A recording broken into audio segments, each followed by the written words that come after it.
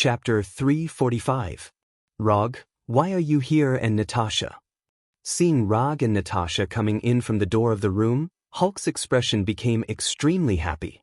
I knew you were kidnapped, so I came to save you. While speaking, Rog looked at Hulk seriously, and a look of doubt appeared on his face.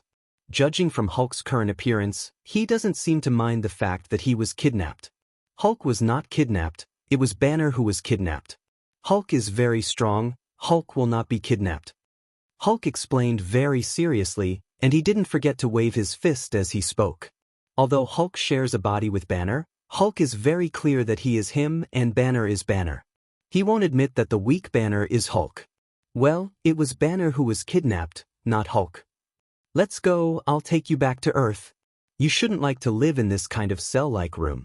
Rog didn't argue with Hulk about who was kidnapped and directly changed the subject.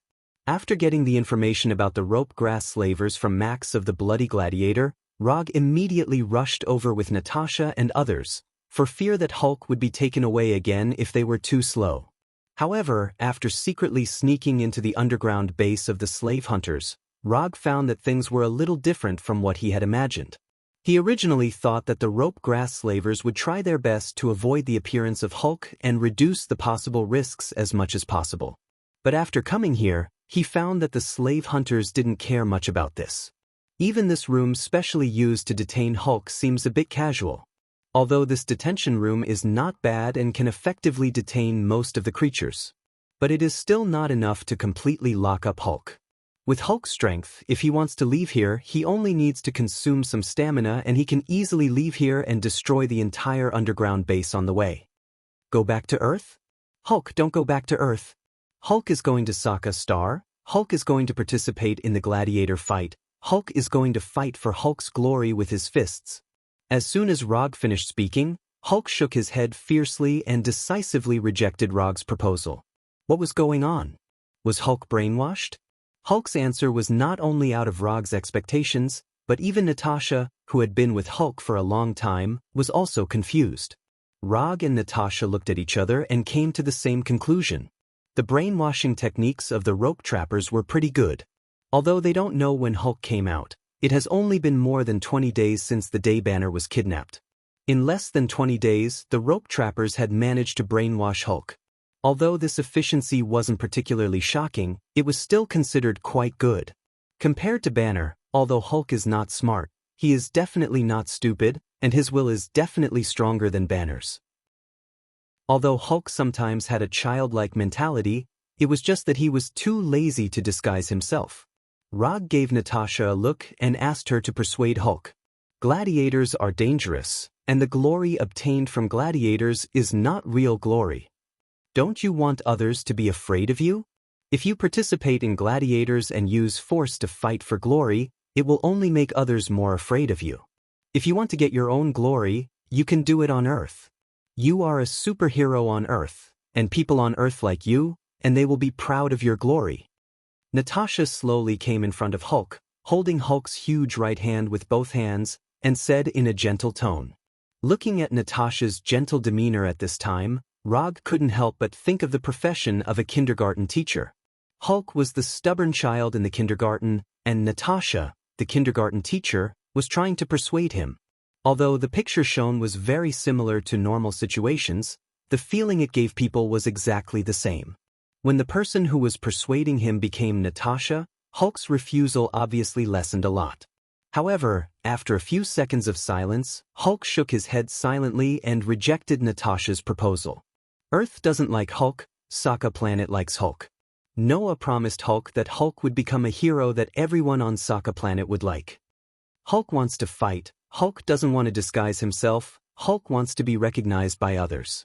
Although Rog has never seen Noah, he knows that the Noah mentioned by Hulk is the deputy head of the slave hunters. In the information provided by the Collector and Max, there is information about Noah. Before Noah became the deputy head of the slave hunters, he was a gladiator on Sokka Planet, and he was a gladiator with some achievements. But unlike other gladiators, Noah participated in gladiators as a free man. So after fighting a few gladiators and getting 3 consecutive victories, he left Sokka Planet and joined the rope hunters. Just as Natasha was about to continue to persuade Hulk to return to Earth, a violent explosion suddenly came from the ground, attracting the attention of the three of them. Xiaohei and Scott did not sneak into the third floor with Rog but were left outside by him. Unsurprisingly, this explosion should be caused by Xiaohei and Scott. After the explosion, Rog suddenly made a decision. The commission he accepted was to bring Bruce Banner back to Earth. The commission did not specify a clear return time, so he did not have to consider the specific return time. In addition, he has a certain interest in Sokka Planet, a planet famous for its sports. Hulk obviously doesn't want to return to Earth now. Although Rog can take Hulk back by force, he doesn't intend to do so.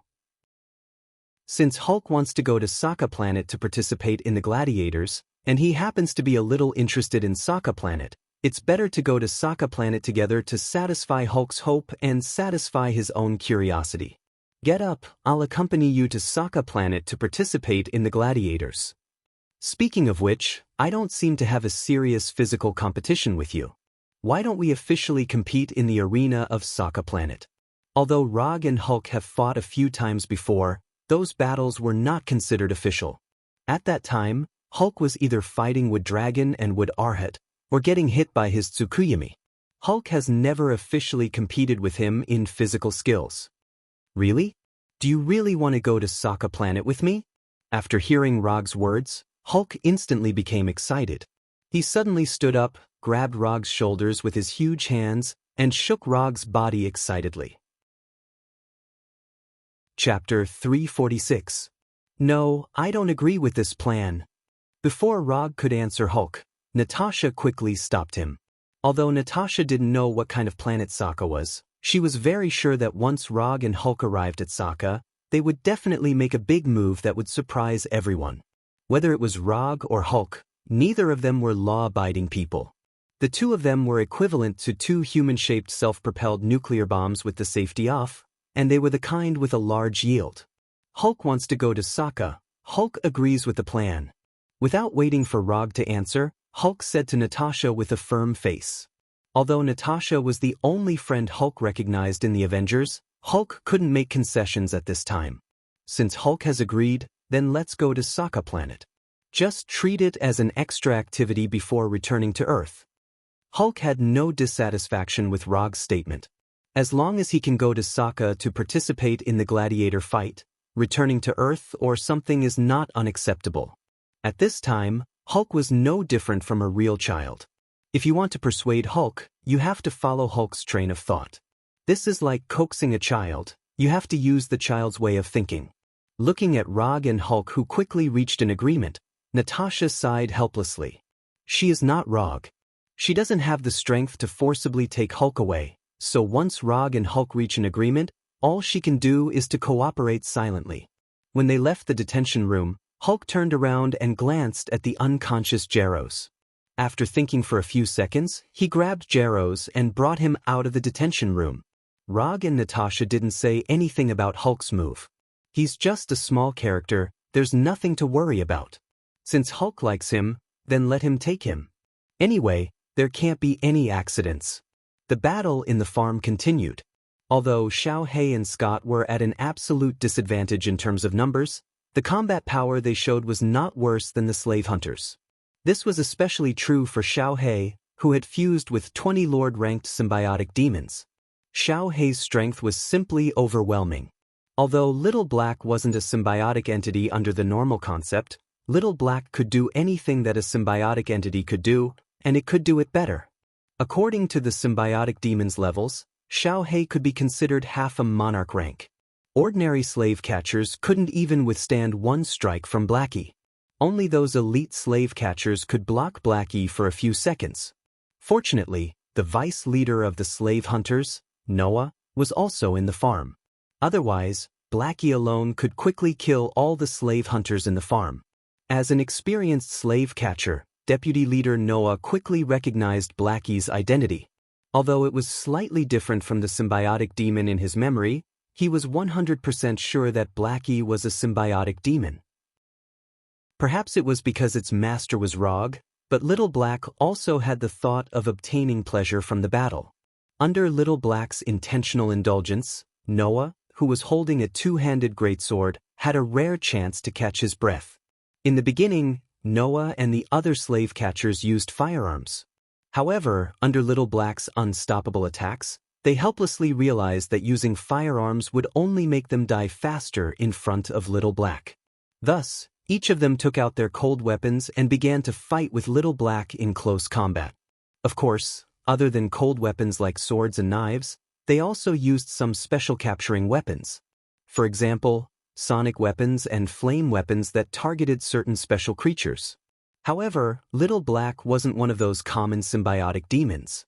Sonic weapons and flames couldn't cause fatal damage to him. When Little Black quickly killed more than half of the slave catchers and directed the battle to close combat that he was interested in, Scott completely withdrew from the battle. It wasn't that Scott didn't want to participate in the battle, nor was it that he was lazy on purpose. It was just that Little Black stopped him from participating.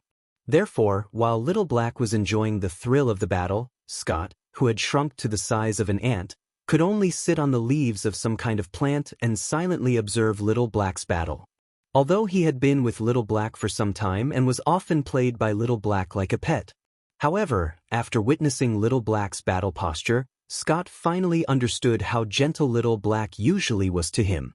Little Black's pair of seemingly ordinary claws were like divine weapons, easily tearing the enemy in front of him apart. Whether these people were wearing armor or not, in front of Little Black's claws, they would only end up being completely torn apart. Recalling the scene where Little Black often used his hands to ravage his hair, Scott couldn't help but swallow his saliva.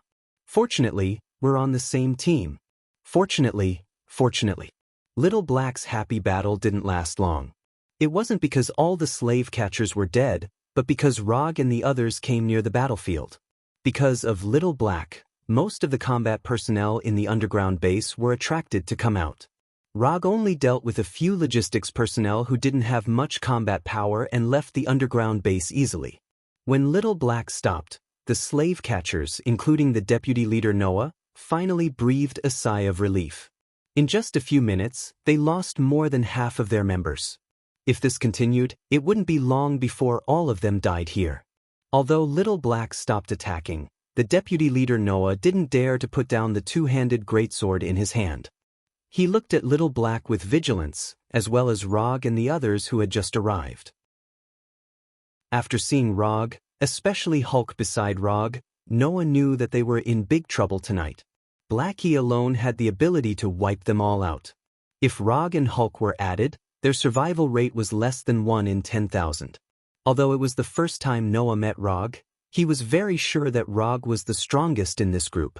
This was his intuition as a warrior, and also his unique vision that was honed by many years of combat experience. Looking at you, you should be Hulk's friends. This time, we, the rope catchers, admit defeat. Tell me, what kind of compensation do you want? After confirming that his strength was far inferior to the other side, Noah decisively chose to admit defeat. Noah stabbed the two-handed greatsword in his hand into the ground, silently stepped back a few steps, and motioned for the others to put down their weapons.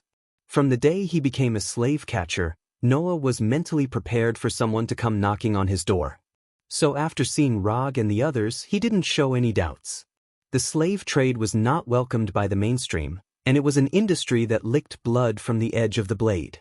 Not only did they have to face dangerous prey, but they also had to be careful of all kinds of revenge brought by the slave catchers.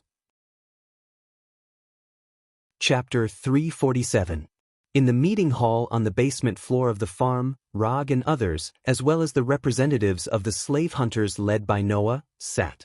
Rog, Hulk, and the other 4 sat on the left side of the meeting hall, while Noah and other representatives of the slave hunters sat on the right side, and the two sides looked at each other across the table. Under the absolute strength gap, Noah, the deputy head of the slave hunters, wisely chose to admit defeat and tried to resolve this incident in a relatively gentle way. You kidnapped Hulk and brought us a lot of unnecessary trouble. According to common sense, we should kill you directly now and vent our anger. As soon as Rog finished speaking, Noah and others sitting opposite him looked gloomy. Slave hunting is such an industry. Once you can't bear the other party's revenge, you are in danger of being destroyed at any time. The only thing Noah is now thankful for is that not all the members of the slave hunters are gathered on Xander. The leader of the slave hunters and several other deputy heads are now performing missions on other planets. Even if Rog really killed all of them, the slave hunters would not be completely destroyed. But you didn't do that, which means that there is still a possibility of reconciliation between us. As the deputy head of the slave hunters, Noah can be regarded as experienced and knowledgeable, so he immediately grasped the key in Rog's words. Yes, we do have the possibility to reach a reconciliation. But the premise of reconciliation is that you can give us what we want. Having said this, Rog paused for a few seconds, then continued, I don't know what you said to Hulk that made him want to participate in the Battle of Sokka. But since he has such an idea, we will naturally meet his request. First of all, we want the specific coordinates or interstellar map of Sokka. Secondly, you have to pay reasonable compensation for your wrong behavior this time. The specific compensation is up to you. I only have one request, that is, the price of compensation is 3 times Hulk's value. Finally, I want the specific information of the planet where the blooming giant elephant clan is located. If not, you can hand over a living blooming giant elephant clan treant to me, except for the bounty hunter named Groot. Rog unhurriedly stated all of his requests. The first request was the simplest one, and it was also the prerequisite for fulfilling Hulk's wish. Although Sokka Planet was very famous in the universe, not many people knew its exact location. In particular, the safe route to Sokka Star was a secret that only a few people and organizations knew. Unlike other planets, Planet Sokka was surrounded by all kinds of known and unknown universes. It was impossible to enter and exit Planet Sokka normally. Moreover, there were no public jump points near Sokka Star, so it was very difficult for ordinary spaceships to fly to the star field where Sokka Star was located. Whether it was entering or leaving Sokka Star, it wasn't a simple matter. If one didn't have enough information and rashly went to Sokka Star, the result was likely to be a crash. Noah didn't have any objections to Rog's first request. It wasn't a difficult thing for them to do. The rope grass slavers had a lot of dealings with the ruler of Sokka Star, Gao Tianzun. They had information on how to safely get to Sokka Star. In addition to the first request, Noah also felt that the second request was very reasonable. The loser had to pay reasonable compensation. No matter which planet it was in the universe, this was a common practice. The only thing that gave Noah a bit of a headache was the last third request. The Flower God Colossus clan. Noah knew about this special race. He had done some research on this race before, and even planned some capture plans. Groot was once on their arrest list. But unfortunately, they didn't catch any Flower God Colossus clan treants in the end. Even Groot's traces were intermittent. They couldn't track him at all. As for Planet X, which was said to have a large number of Flower God Colossus clan treants, the rope grass slavers hadn't obtained any useful information so far. The first 2 requests are no problem. I can make the decision to agree to them now. But if you want the location of the Flower God Colossus clan's planet, or a living Flower God Colossus clan treant, I can't give you an accurate answer for the time being. Some customers have made similar requests before, but until now, we haven't caught any Flower God Colossus clan treants, let alone the location of their planet. Some scholars even believe that the Flower God Colossus clan has been completely extinct. The treant Groot may be the last Flower God Colossus clan treant in the universe. Noah didn't dare to directly reject Rog's third request. He tried his best to explain the difficulty of the request. This is your business. I just need a result. If you're sure that this request can't be fulfilled, I won't force you too much. After all, I'm not a demon. Rog answered calmly with an indifferent expression. Although he looked very easy to talk to now, Noah was 100% sure that if he said that he couldn't fulfill it now, they would definitely not be able to see the sunrise tomorrow. We will do our best to fulfill this request, but it will take some time, so I hope you can give us a little more time. That's not a problem. Before the third request is fulfilled, you can follow me. When your leader sends the information or a living treant, you can leave. After hearing Rog's answer, Noah froze for a moment, then showed a wry smile. Rog is obviously using him as a hostage, and at the same time, he is forcing the slave hunters to make a choice.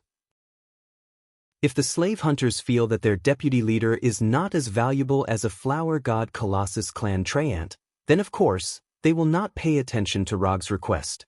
At that time, Noah, who has been abandoned by the slave hunters, will continue to keep the secret for the slave hunters. This is also a problem. Noah is loyal to the slave hunters, otherwise, he wouldn't have become the deputy leader of the slave hunters. But no matter how loyal a person is, after being ruthlessly abandoned, there will be some dissatisfaction. This has nothing to do with loyalty, it's just simple human nature. Okay, I agree. Although he knows that this is a trap, Noah can only bite the bullet and jump down. The next thing is very simple. Under Noah's arrangement, the members of the slave hunters began to prepare for the compensation. The relevant information of Sokka was also handed over to Rog for the first time. When receiving the information of Sokka, Rog left a flying Thor technique on Noah's neck in front of him. This is just a safety device, but I believe that you are a smart person and will not let this device take effect. Rog did not explain the role of the flying Thor technique to Noah, but simply reminded him. Chapter 348. Are you sure this is the normal way to travel? I feel like the spaceship is about to disintegrate. Rog sat in the co-pilot seat of the spaceship and asked Noah doubtfully. Planet Sokka is surrounded by a large number of universe passages. These chaotic universe passages are Planet Sokka's natural barrier and the only way to get to Planet Sokka. Noah held the control stick of the spaceship and steered the spaceship to avoid the various messy things in the passage. Old spaceships, broken tools, meteorites attracted from God knows where, and a large number of household garbage thrown out from various planets. The passage you chose better be safe enough. Otherwise, no one will have a good ending. Although Rog also knew how to pilot a spaceship, he decisively transferred the piloting authority to Noah when passing through this universe passage that was like a collapsed neutron star. The gravitational force of the singularity coordinates is about to break through the spaceship's tolerance limit. The main computer system is offline and has switched to an offline power system. Sitting in the co-pilot seat, Rog was not in charge of the actual flight. Instead, he acted as Noah's assistant and handled the various control commands of the spaceship. Natasha and Scott sat at the back of the spaceship with serious expressions, while Blackie and Hulk were full of excitement. The crazily shaking spaceship did not make Blackie and Hulk feel any fear. Instead, it made them feel an inexplicable excitement. Unlike ordinary space jump points, piloting a spaceship through a universe passage was not something that could be done in the blink of an eye. In this universe passage that was filled with all kinds of garbage and gorgeous light, Rog and the other's spaceship was like a fallen leaf in a turbulent river, being tossed up and down by the constantly tumbling water. Damn it! The auxiliary engine of the spaceship was hit and the power dropped. I'll start the backup engine now. The originally bad situation became even worse. Roger synchronized the latest situation to Noah, who was in the driver's seat. Don't worry, we'll be out soon. At this time, Noah had put all his attention on the control of the spaceship, making the spaceship move at top speed and avoid obstacle after obstacle. Just as the spaceship's outer shell was about to reach a critical point and was about to be completely torn apart by the omnipresent gravitational force, the spaceship that had been flying for a long time finally rushed out of the universe passage. The moment they rushed out of the universe passage, the various chaotic force fields surrounding the spaceship disappeared, and the spaceship stabilized again. However, before they could breathe a sigh of relief, the damaged main engine suddenly stopped working. The outage of the main engine had greatly reduced the flying power of the spaceship, and the spaceship began to rapidly descend under the influence of gravity. If it wasn't for the backup engine still working hard to provide the last bit of power for the spaceship, Rog and the others' trip to Sokka Planet would have started with the spaceship crashing. But even so, their final outcome wasn't any better. The backup engine allowed them to temporarily avoid the danger of a crash, but the process of landing was still not perfect. Under Noah's control, the battered spaceship made an emergency landing on a garbage mountain near the space channel, ending its life. I'm starting to miss Asgard's Bifrost. After coming out of the spaceship that could no longer take off again, Rog said with great nostalgia. Asgard clearly had the ability to build spaceships, so why would he spend extra resources to build the Rainbow Bridge? In addition to the deterrent effect of force at the beginning, the comfortable teleportation experience is also a reason that can't be ignored.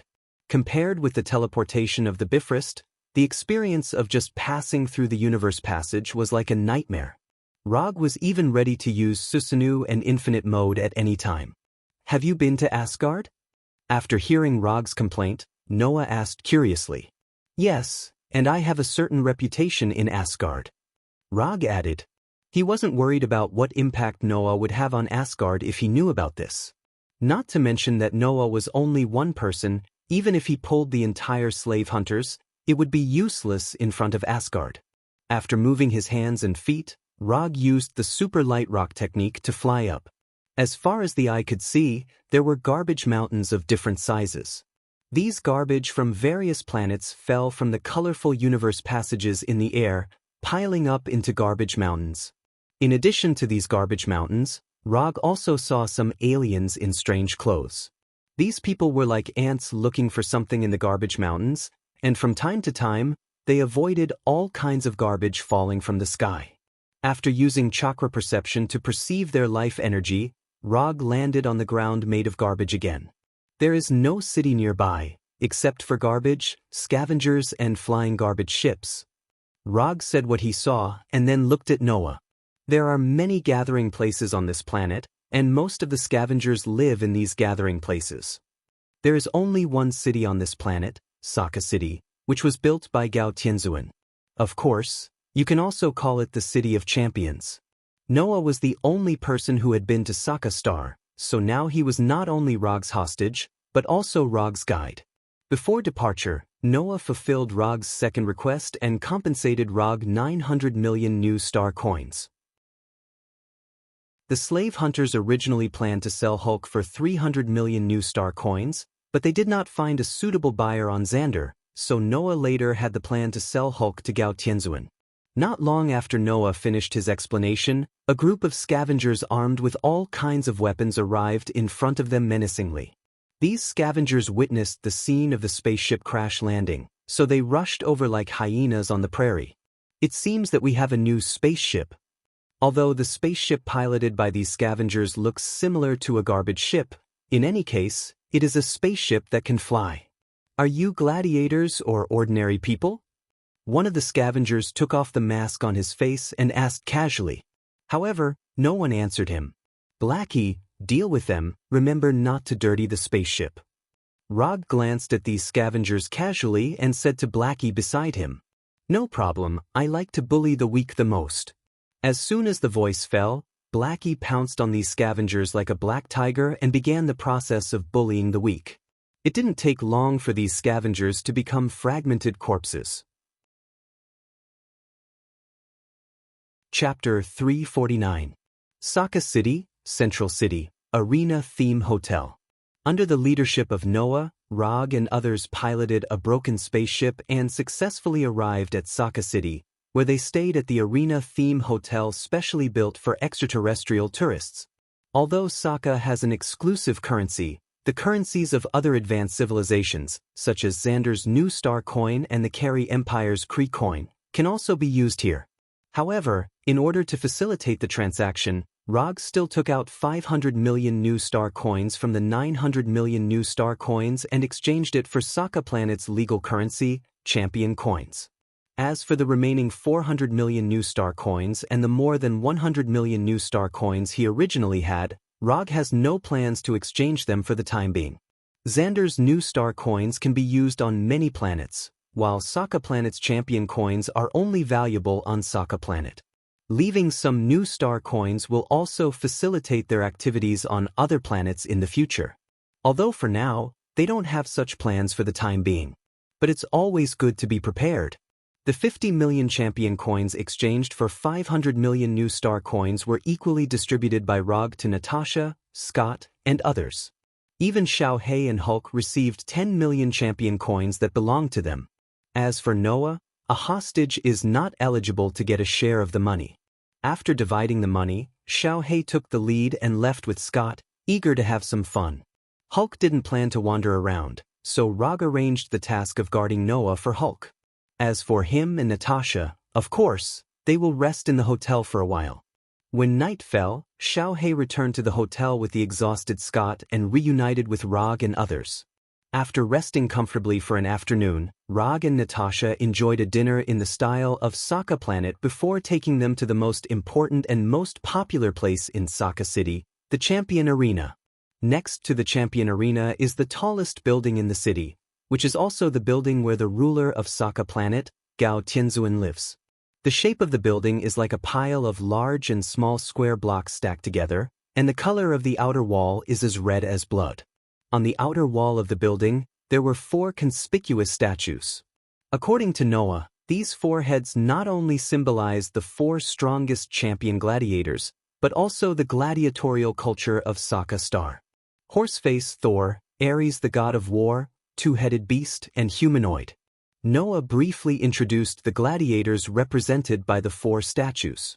There was a hint of admiration in his tone.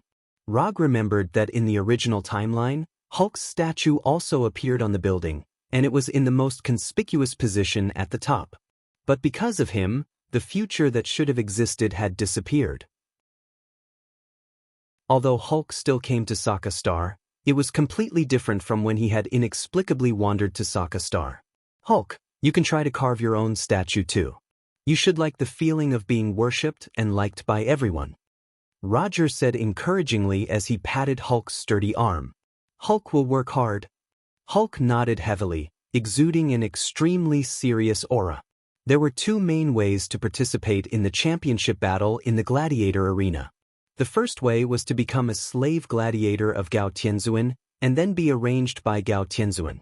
Although this was the simplest way, it was also the way that the fewest people chose. Because becoming a slave gladiator of Gao Tianzuan meant that they would completely lose their freedom. Everything, including their life, would belong to Gao Tianzuan. Therefore, anyone who had a little confidence in their own strength would use the second way, which was what Noah once used, to participate in the gladiator arena as a free man. Participating in the gladiator arena as a free man, regardless of the outcome, would not lose their freedom. But then, the free gladiators who participated in the gladiator arena must start from the most basic multi-person melee. Multi-person melee, team battle, individual battle, preliminary battle, championship battle. The free gladiators must start from the multi-person melee, step by step to the individual battle, and win 10 consecutive victories in the individual battle to qualify for the championship battle. Noah fought from the multi-person melee all the way to the individual battle and won 3 consecutive victories in the individual battle. If it was a slave gladiator of Gao Tianzuan, it would be much simpler. As long as one was strong enough, one's first gladiator battle might be the championship battle.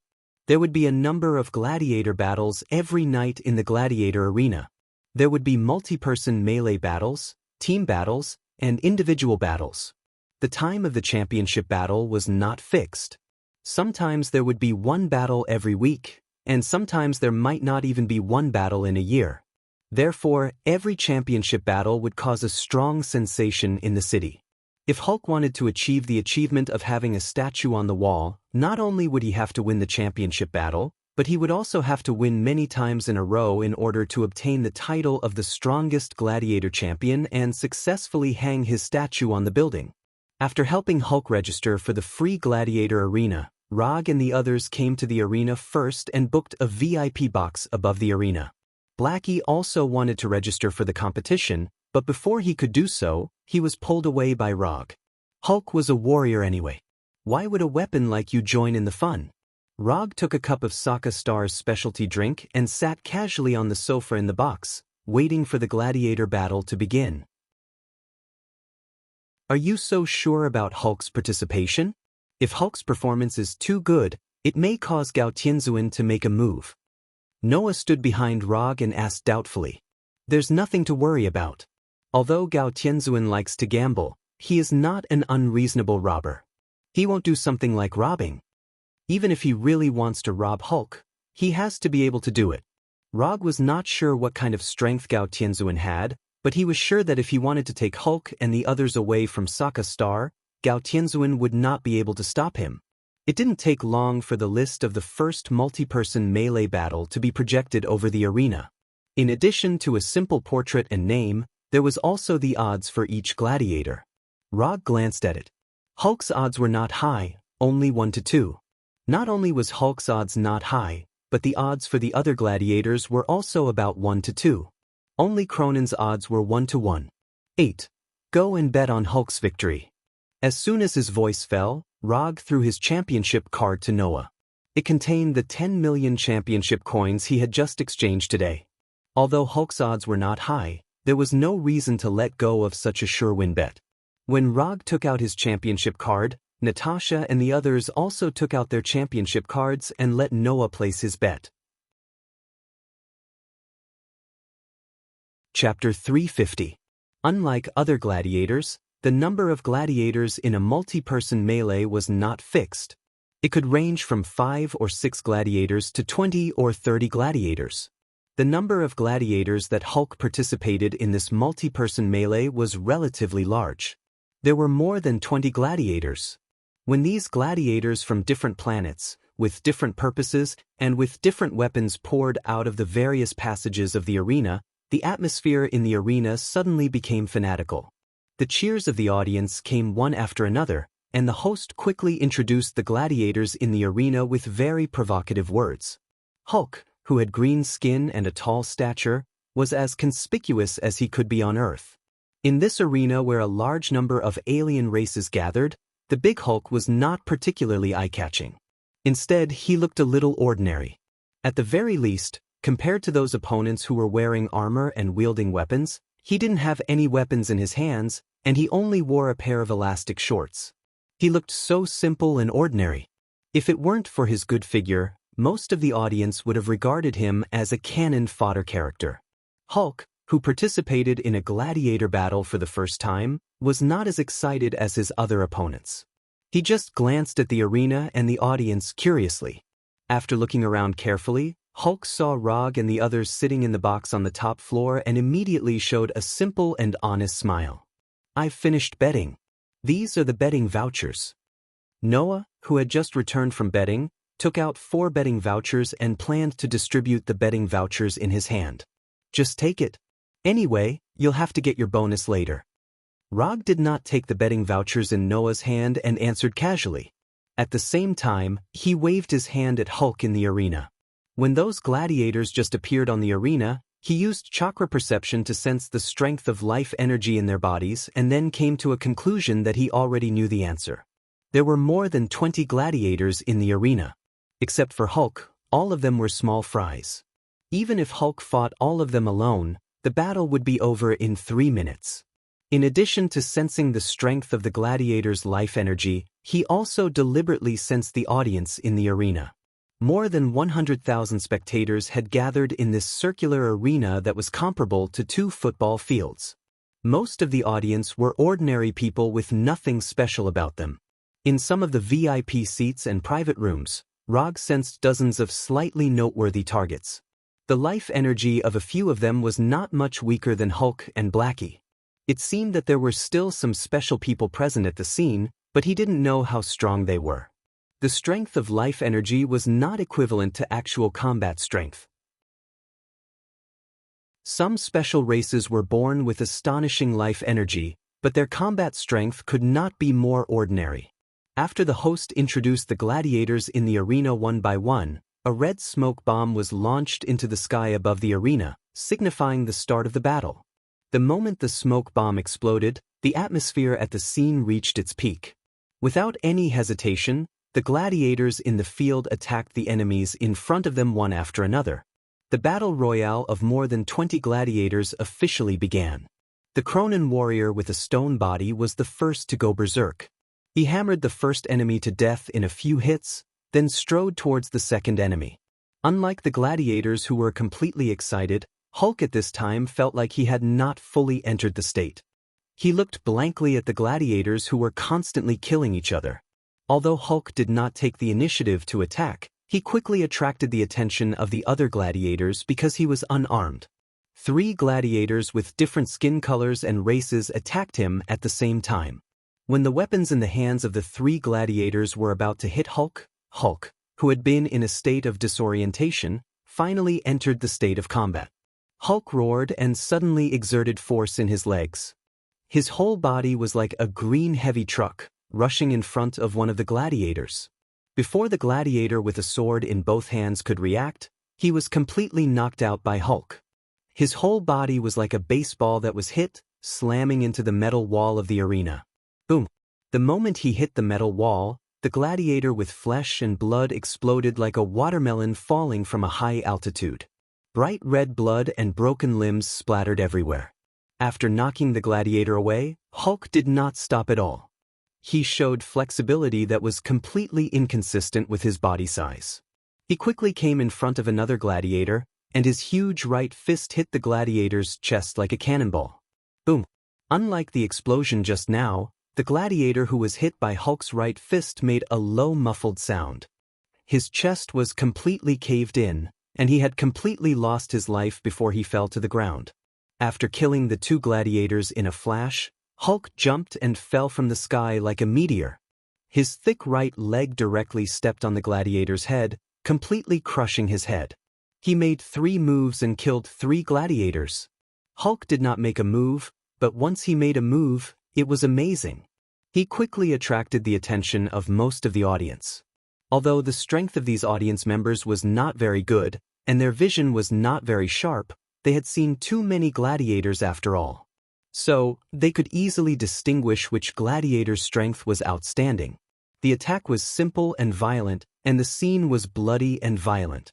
Hulk's fighting style perfectly met the requirements of these audience members. Soon, cheers for Hulk sounded in the arena. Hulk! Listening to the cheers that were getting more and more orderly and intense, Hulk smiled. He smiled happily. This was the first time he heard others cheering for him. This was the first time he saw people like his battle. This was the first time he was liked because of his battle. Hulk wants to fight. Hulk wants to fight. Hulk wants to fight. Hulk roared excitedly, venting the depression and unhappiness that had accumulated in his heart for many years. On this day, Hulk found the meaning of fighting and the glory that he had longed for a long time. When Hulk was completely excited, the chaotic battle in the arena quickly came to an end. Except for the stone-bodied Cronin warrior, no other gladiator could withstand Hulk's punch. Whether they were wearing armor or not, whether they were strong or not, their ending was to be killed by Hulk's punch. Simple, violent, and without any suspense, he killed them with one punch. When Hulk was the only one left in the arena, the cheers of the audience were like a volcanic eruption that resounded throughout the entire arena. This was originally a mixed battle with many gladiators that was not much to watch. However, with his own strength, Hulk turned a battle that was not much to watch into his personal debut. Chapter 351.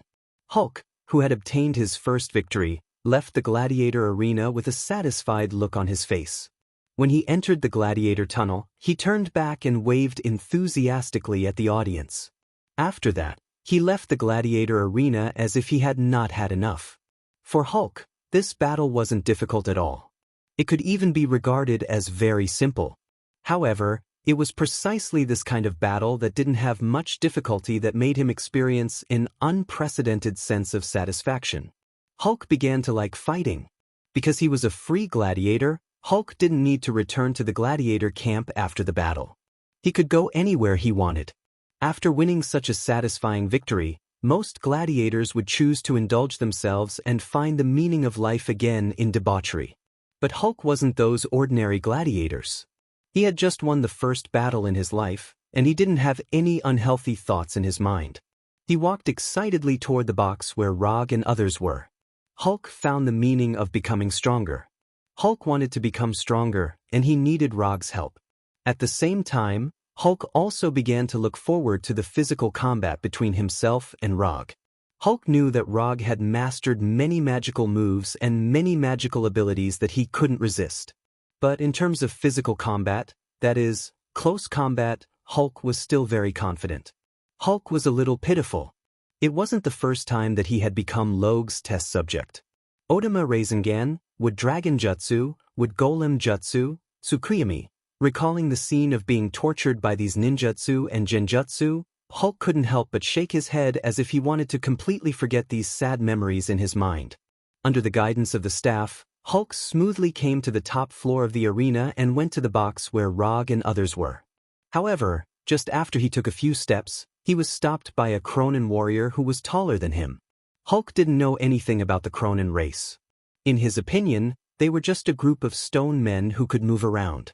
However, the Cronin warrior in front of him, who was nearly 4 meters tall, gave Hulk a sense of familiarity. On the chest of this Cronin warrior, there was a blood-red pattern. This pattern looked like a graffiti that had been casually drawn, but Hulk remembered that there was a similar red pattern on the stone golem that he had smashed into rubble with just a few punches. However, the Cronin warrior he killed was only 2 meters tall. He couldn't be compared to the giant Cronin warrior in front of him. Hulk glanced at the red pattern on this Cronin warrior. He didn't say anything and avoided this Cronin warrior. Because the number of VIP boxes on the top floor was far less than the number of ordinary spectator seats, the passageway on the top floor was much wider than the passageway below. Even with the 4-meter-tall Cronin warrior blocking part of the path, Hulk was still able to easily pass through. However, this Cronin warrior who appeared out of nowhere had no intention of letting Hulk leave so easily. Just as Hulk walked to the side, the Cronin warrior's rock fist arrived in front of Hulk. Hulk, who was in an extremely happy mood, didn't expect to be attacked for no reason.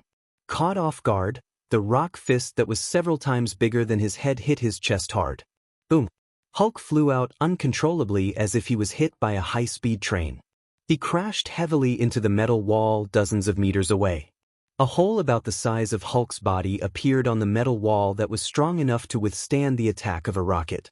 Broken metal fragments scattered all over the ground. The loud explosion attracted the attention of many people. The staff of the gladiator arena quickly rushed over.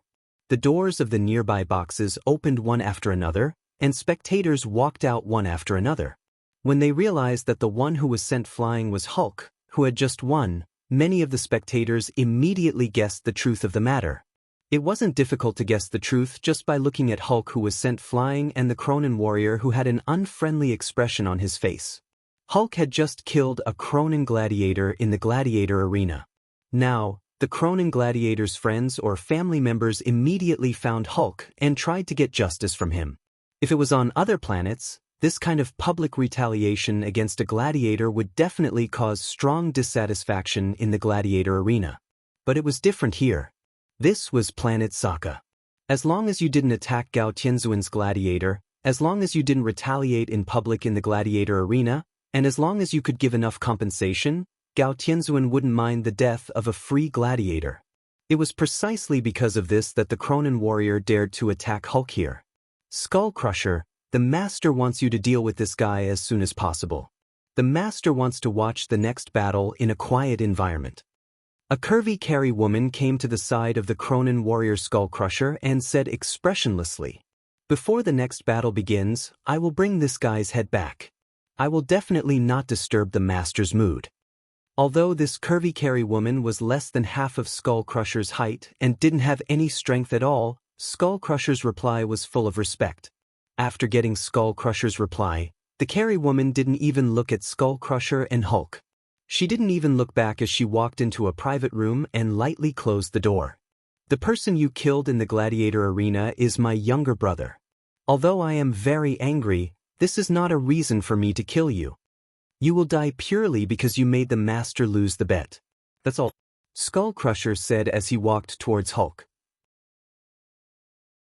He didn't care about Hulk's burning anger at all. Although this green guy had some strength, he would definitely die today. Skull Crusher wasn't blindly confident. Instead, it was his battle record that gave him such confidence.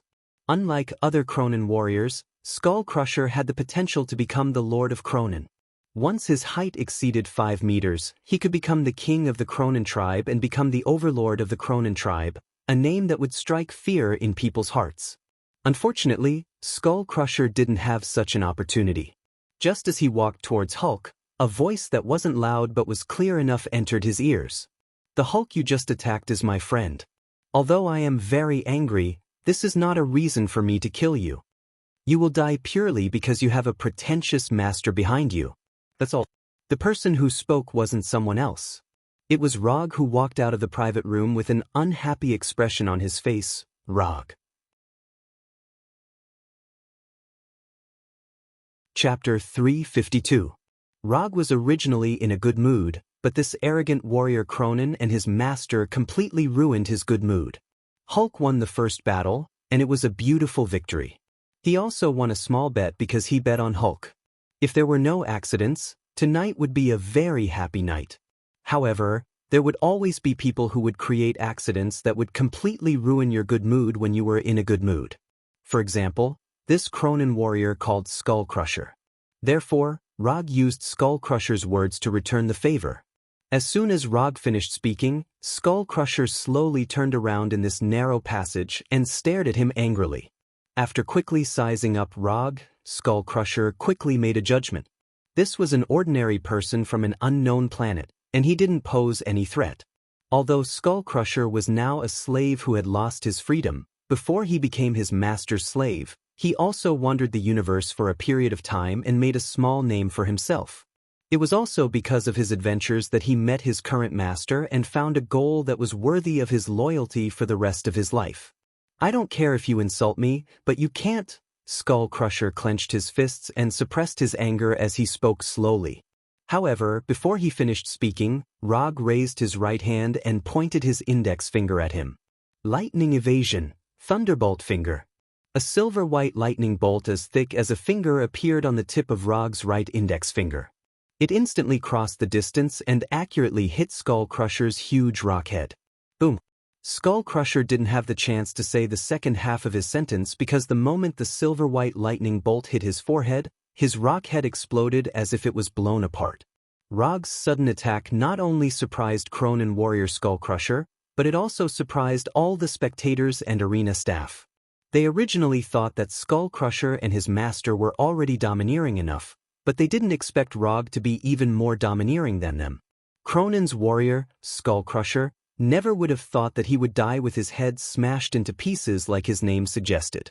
In his life, he had used Skull Crusher to take the lives of countless enemies. And today he, who is called Skull Crusher, was killed by Rog's Skull Crusher. Skull Crusher's head completely exploded and fell to the ground, using his life to create a dull sound. After easily dealing with Skull Crusher, Rog put his finger in front of his mouth and blew gently, blowing away the numbness that originally didn't exist. Thunderbolt finger seems to be a new ninjutsu, but in fact, it's just a different use of lightning evasion, lightning palm. There is no difference between the two techniques except for the place where the lightning is released. However, in order to make his attacks look more impressive, Rog gave a new name to the thunder palm that he released with his fingers. The next time you meet someone who's deliberately looking for trouble, you don't have to care about their background. Just beat them to death. "I'll take care of the trouble you cause." After explaining to Hulk, Rog came to the box where the woman just entered and lifted his right foot. Taijutsu, monstrous strength.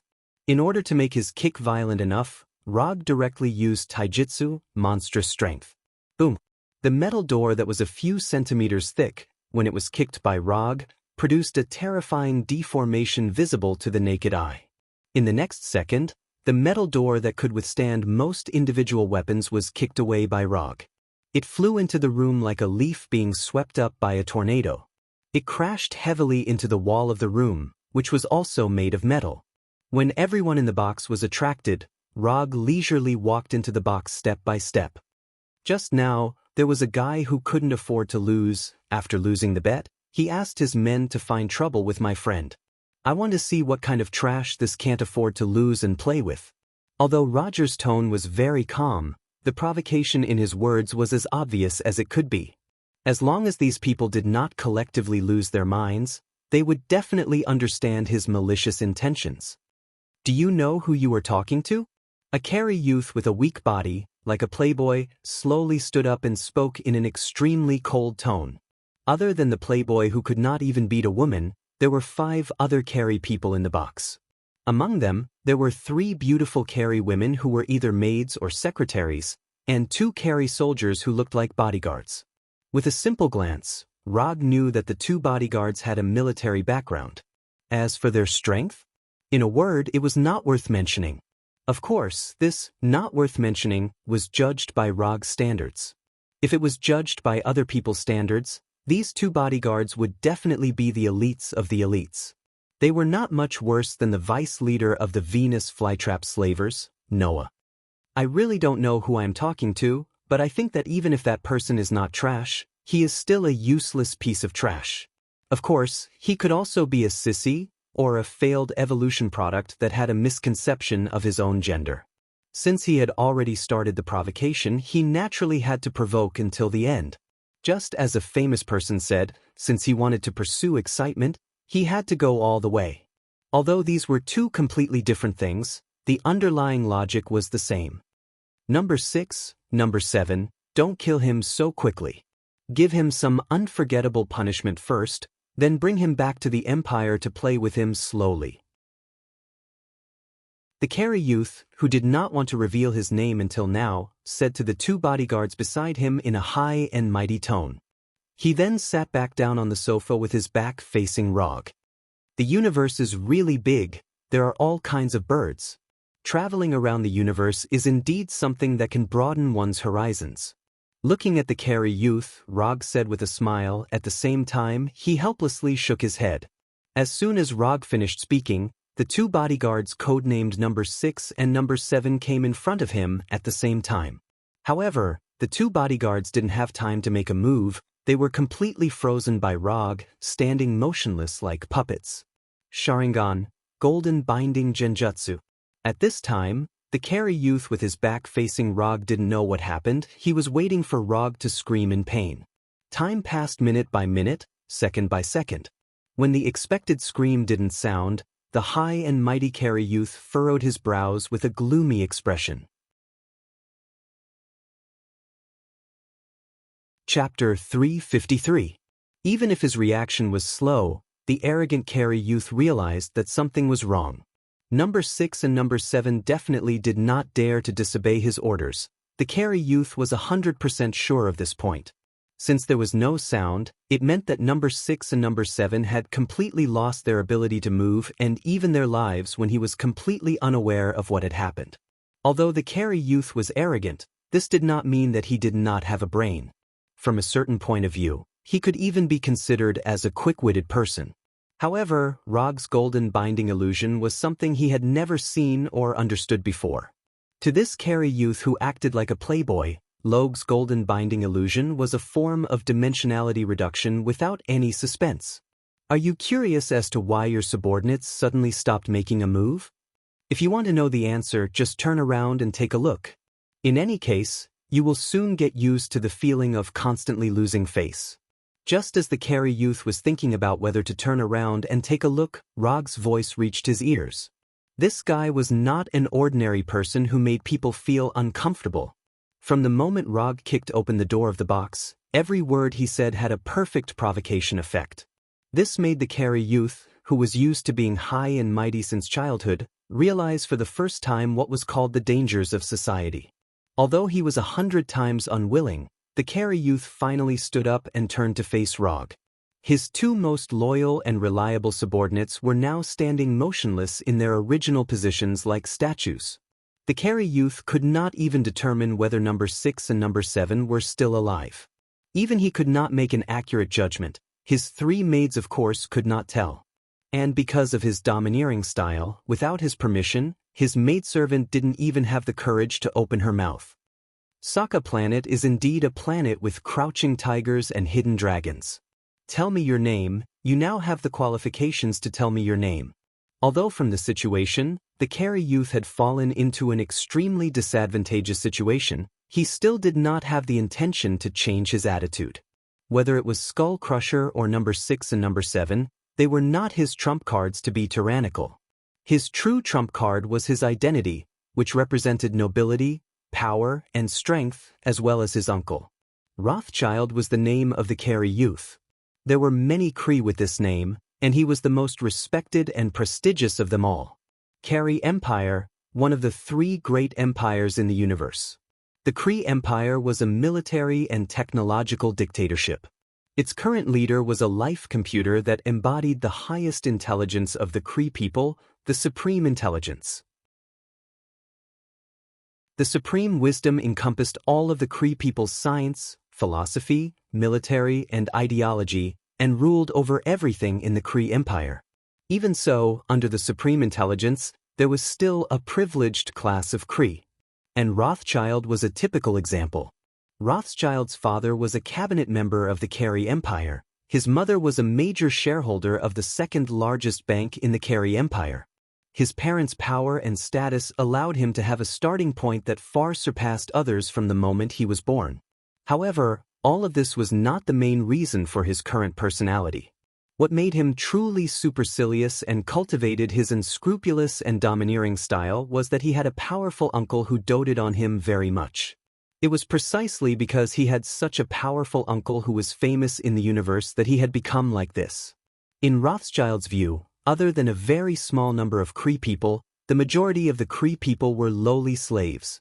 As he grew older, his view was no longer limited to the Kree people, but extended to all races in the universe. Because of his uncle's status, he had number 6 and number 7, who were strong enough to be the bodyguards of the Kari Empire's high-ranking officers. Because of his uncle's reputation, most of the people in the universe were willing to give him face and tolerate his tyrannical behavior. Therefore, even when number 6 and number 7's status was unknown, and they had completely lost their ability to move, he still maintained his original arrogant attitude. So what if you can instantly take care of number 6 and number 7, as long as I say my uncle's name, you can only obediently apologize.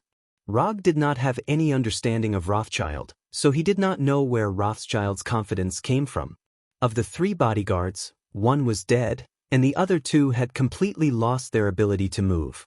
Although Rothschild still had 3 seductive maids, the experienced Rog could tell at a glance that these 3 charming maids were just playthings that Rothschild carried with him. The qualifications to say your name? I suddenly realized that you are very similar to a Kree I know. Although he was defeated by me when we first met, he also said something similar to you. Say your name. You have the qualifications for me to personally take action. His tone and attitude back then were exactly the same as yours now. They were equally arrogant and ignorant. The defeated opponent that Rog was referring to was, of course, Accuser Ronin, who had been tortured to death by Tsukuyami. Speaking of which, it was strange. Ever since he officially began his journey in the universe, Accuser Ronin had appeared more and more often in his memories. It was like this when he was in the land of nothingness, and it was still the same when he came to planet Sokka. He couldn't help but wonder if some ill-fated intertwining of fate had occurred between him and Luo Nan. I'll give you one last chance. Say your name.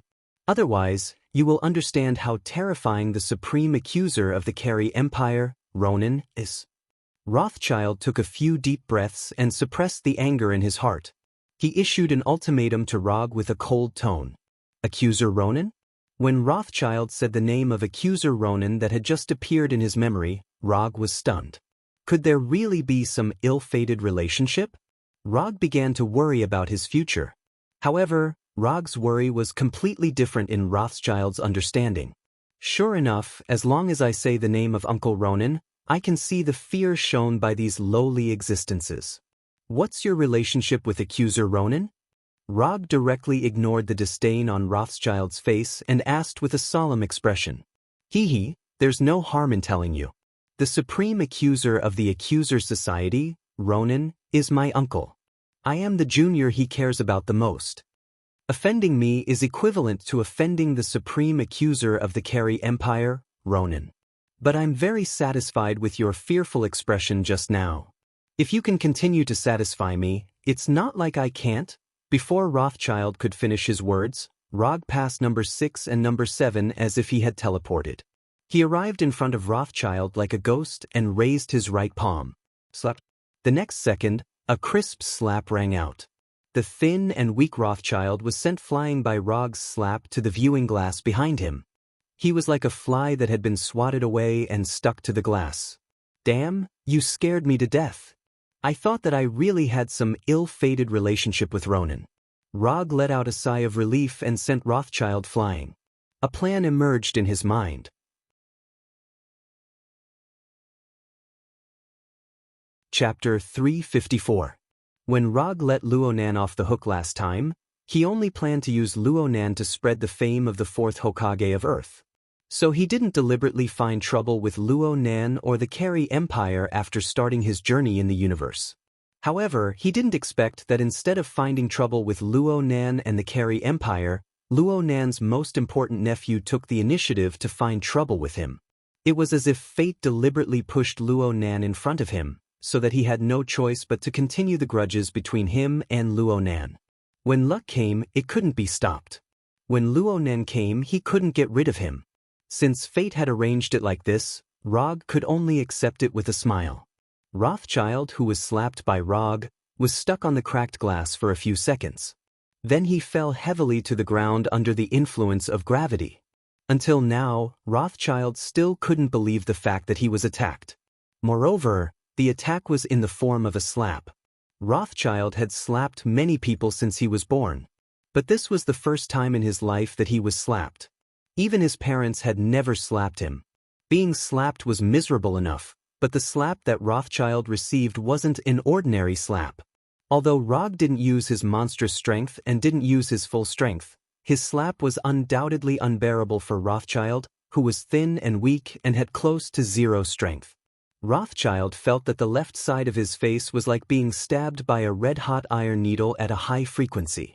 The burning sensation was accompanied by a tingling sensation that made him tremble uncontrollably. Green blood flowed out of the corners of his mouth and nostrils. Not only that, Rothschild's left ear was buzzing, as if hundreds of thousands of bees were flying in his ear. As for the pain from hitting the glass, it wasn't particularly obvious at this time.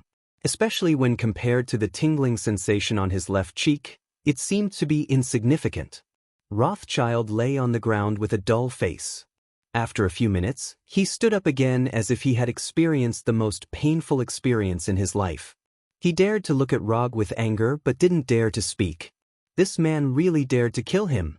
Although Rothschild didn't have any combat experience, he didn't have the ability to sense killing intent. But there was one thing that he was certain of. That was when Rog slapped him in the face, he didn't care about his life or death at all.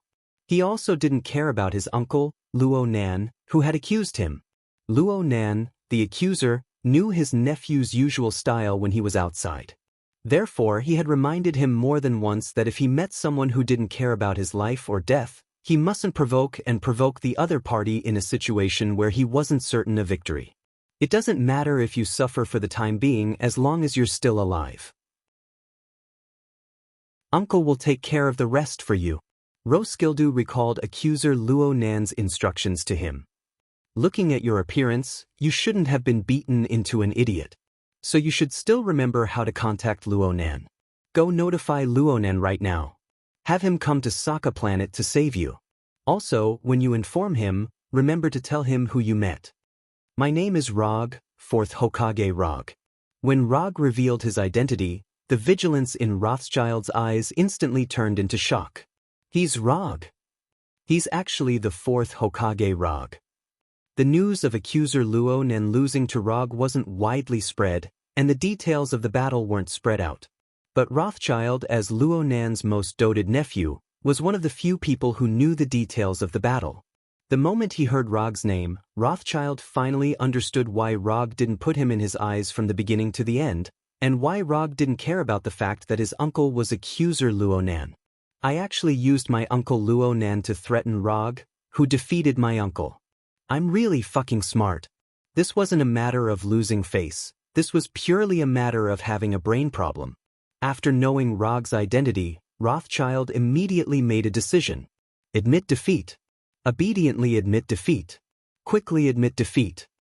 I didn't expect you to be Mr. Rog. I heard your name from my uncle. I apologize for my previous arrogance and all my actions.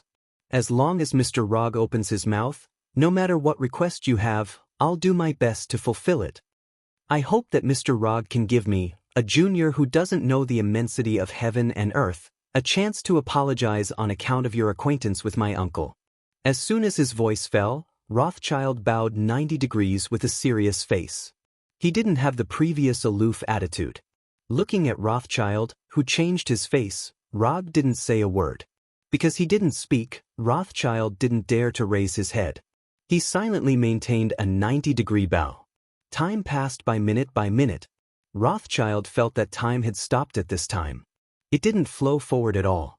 When Rothschild's legs and back trembled uncontrollably, Rog slowly opened his mouth and said, "For Luonan's sake, I'll give you a chance to explain. Get up." After getting Rog's answer, Rothschild straightened his waist with difficulty. Then, he carefully moved his trembling legs and waist. For the first time, Rothschild discovered that it was so difficult to maintain a 90-degree bow for a long time. He felt that his waist didn't belong to him anymore. I was fortunate enough to hear from my uncle about Mr. Rog's heroic appearance in battle. I know that you're a true warrior who constantly pursues strength. I'm ashamed to say that although my uncle personally guided and taught me how to fight, I'm still unable to become a hero like Mr. Rog. So I don't dare to guess what kind of way of apology you would like. I hope that you can give me some pointers and let me learn. It had to be said that although Rothschild wasn't a good person, he was indeed a smart person to a certain extent. After knowing that Rog was an existence that he couldn't afford to offend, he didn't hesitate as he was used to being aloof. He immediately lowered his posture and even directly put himself in the position of a junior. Although it was a bit intentional, he tried to put Rog on the moral high ground that an elder shouldn't argue with a junior. But in general, after understanding that he was in an absolute disadvantageous situation, he quickly made the most beneficial plan for himself and executed it perfectly. Dignity and face were put down without any hesitation. He deserved to be a guy born in a powerful family. He was born with the potential to become a politician. Rog found a few shining points on Rothschild.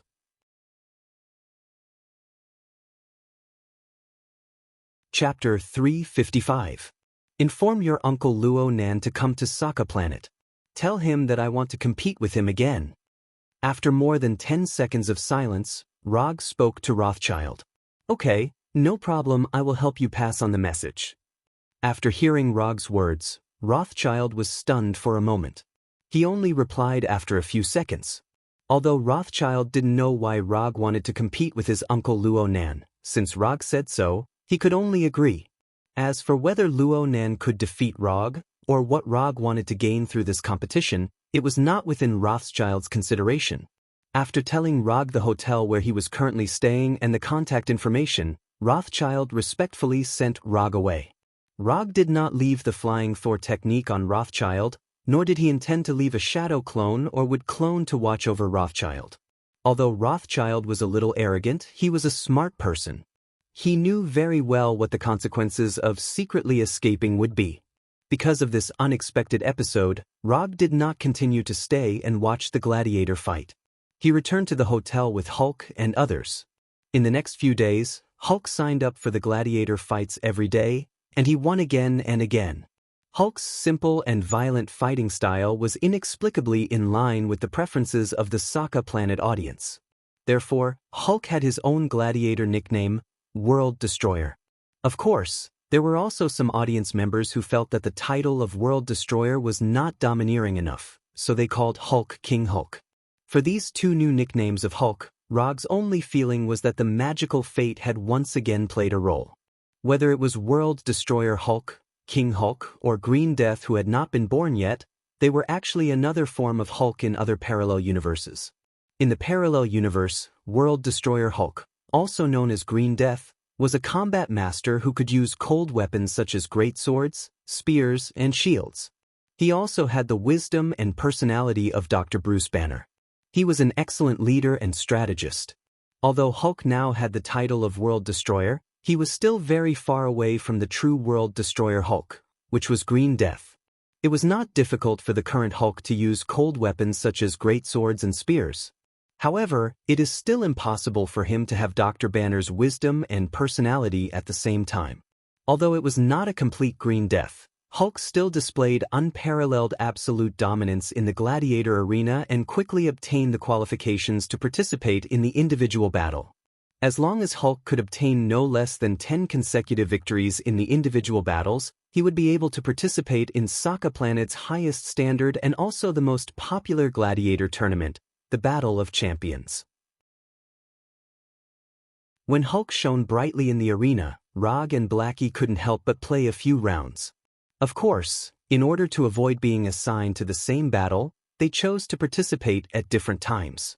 While Rog, Hulk, and Blackie were having fun in the arena, Natasha and Scott were getting more and more depressed.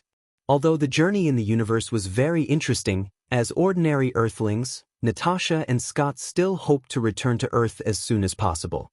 After all, only on Earth did they have a true sense of belonging. But judging from the current situation, Rog and Scott would not have any plans to return to Earth in a short time. Time passed day by day. When Rog and Blackie successfully obtained the qualifications to participate in the individual battle, Rothschild's uncle, Ronan, finally arrived at Sokka Planet on his own battleship, Dark Star. If it weren't for Rothschild being his favorite nephew, Ronan would never have come to Sokka Planet, let alone meet Rog. After the last battle, Ronan recuperated in the highest-level private hospital in the Kari Empire for a whole month before he finally got rid of the aftereffects brought by Tsukuyami. Even if he had completely recovered now, Ronan still couldn't help but feel a chill in his heart when he thought of what happened in Tsukuyami's world. Tsukuyami, this was not a move that intelligent creatures could resist at all. At least in Ronan's memory, no one could completely ignore or directly get rid of Tsukuyami's influence. And what made Ronan even more concerned was that even though he had personally experienced Tsukuyami once, he still couldn't figure out how Tsukuyami took effect. So when he received the news from Rothschild, he knew that his nephew, who had run amok, had inexplicably provoked Rog and made Rog have the idea of having a rematch with him. At that time, Ronan really had the urge to kill Rothschild completely. But this impulse was quickly suppressed by him. After all, Rothschild was his favorite nephew. Sokka City's Central City District, the main arena hotel, Blood Dusk, the top floor of the hotel's royal suite. Seeing your current healthy appearance, I'm very gratified. Rog sat on the sofa in the suite's living room, holding a glass of blue Sokka Planet's specialty liquor, and said with a casual expression, "The Kari Empire's medical standards are much more advanced than Earth's, so recovering isn't difficult." The controller, Ronan, sat across from Rog. He sat upright and still, wearing the typical Kari armor. The Kari Empire's high-tech warhammer, known as the Omnipotent Weapon, was placed less than a meter away from him on his right. Your nephew should have already told you the general situation, so I won't be long-winded. My request is very simple. I want to have a personal battle with you in the gladiator arena. Regardless of the outcome, you can leave with your nephew. Of course, in order to make the battle fairer, I won't use Tsukuyami to deal with you. You can rest assured. After taking a sip of the blue liquor in the glass, Rog continued. It's that simple? It wasn't that Ronan didn't believe in Rog's guarantee, but he couldn't understand why Rog had asked him to come all the way here just to have a fight with him in the gladiator arena. After knowing that Rothschild had provoked Rog, Ronan also learned everything from Rothschild. It was precisely because of this that he didn't believe that Rog would be so easy to talk to. Apart from Cronin, who was killed, and Rothschild being slapped, Rog basically didn't do anything. According to Ronan's conjecture, Rog shouldn't be so easy to talk to. It's that simple. After the fight, you can leave with your nephew. But speaking of which, I suddenly have a small question. I learned from Rothschild that although you and his father are brothers, your relationship hasn't been good since you were young. He likes to use wisdom to solve problems, so he embarked on the path of politics and finally became a member of the cabinet. As for you, you like to use force to solve problems, so you became a warrior and joined the controllers, who have military power. You were appointed as the Supreme Controller by the Supreme Wisdom. The relationship between the two of you isn't good, but you inexplicably dote on his son. I can't help but think of some bad things. And I heard that his mother met you first before she met his father. Originally, Roger didn't really want to know about this matter. But when he saw Luo Nan personally rush to Sokka Planet from far away, and when Luo Nan didn't hesitate to risk his life to exchange blows with him, his gossipy soul suddenly ignited. Chapter 356. This is my private matter. I refuse to answer. Luo Nan looked at Rog with an incredulous expression. He couldn't understand why Rog would suddenly ask such a question. And from his question, it was obvious that he had some guesses. As a warrior, and a warrior with such outstanding strength, it was completely unreasonable for him to have this kind of gossipy mentality. Since you don't want to say, then I won't ask. You can leave now. Right? Remember to go to the arena to register for the participation. With your status, you should be able to directly qualify for the individual battle. After he finished speaking, Luo Gu gestured to Luo Nan to walk slowly. Although Sokka Planet's arena had a rule that the free gladiators could only advance to the next level of the arena through continuous victories, there were always exceptions to everything. For an existence like the accuser Luo Nan, who had a great reputation in the universe, even if he wanted to participate, he wouldn't necessarily have to start from the lowest level of the melee. After all, a person's reputation was like a tree's shadow. For an existence like Luo Nan, participating in a low-level battle would only result in a one-sided slaughter without any suspense. For the viewing effect of the battle, the arena would certainly make an appropriate balance. If Rog had reported his name as the 4th Hokage when he registered, he would have had a great chance to directly qualify for the individual battle. When Luo Nan left the living room, he left the hotel with the guard waiting outside and the instigator of all this, Rothschild. Do you really want to fight with him again? Didn't you already win against him before? Natasha came to the living room and sat directly next to Rog. She asked doubtfully. Although I won against him last time, he underestimated me too much at that time, so the fight wasn't very satisfying. And I just happened to be learning some new moves recently. I want to try it out on him. Rog didn't say what move he was learning now. Even if he said it, Natasha might not understand. Well, when do you plan to return to Earth? After defeating the accuser Luo Nan, or after Hulk wins the championship battle and hangs his statue on Gao Tianzuan's champion building? Natasha continued to ask. We'll see how it goes. Don't worry, we won't be staying on Sokka Star for too long. No matter what, this is a trash planet. I'm not a weirdo like Gao Tianzuan. I don't plan to live here for a long time. He will definitely return to Earth. Not to mention that all of his subordinates and forces are on Earth. Even if it's for the 300 ninja coins given by the system, he will definitely return to Earth. Ninja coins, he would never complain about having too little, just like no one would complain about having too much money. The news of the Keri Empire's famous accuser, Ronin, signing up for the gladiator fight quickly spread out, and it quickly caused a wave of excitement. Anyone who roamed the universe would have a certain understanding of the Keri Empire. The Keri Empire's way of doing things was tyrannical and unyielding. Although they were one of the 3 great empires in the universe, the news that spread out was mostly bad. Accuser Luo Nan was the highest accuser of the Keri Empire's accuser group. His strength was outstanding and his fame was illustrious. His initiative to participate was not only a surprise to the audience on Sokka Planet, but it was also a pleasant surprise. There were even many audience members who speculated that the ruler of Sokka Planet, Gao Tianzuan, would specially arrange a championship fight for Luo Nan. Indeed, Luo Nan had not participated in any gladiator fight, but his past record was enough to prove that he had the strength to participate in the championship fight. Although Luo Nan's registration set off a heated discussion among the audience, the ruler of Sokka Planet, Gao Tianzuan, did not announce the championship fight for a long time. In the champion building next to the gladiator arena, Gao Tianzuan, with gray hair and a silver stripe from his lower lip to the center of his chin, sat on a huge high-back chair.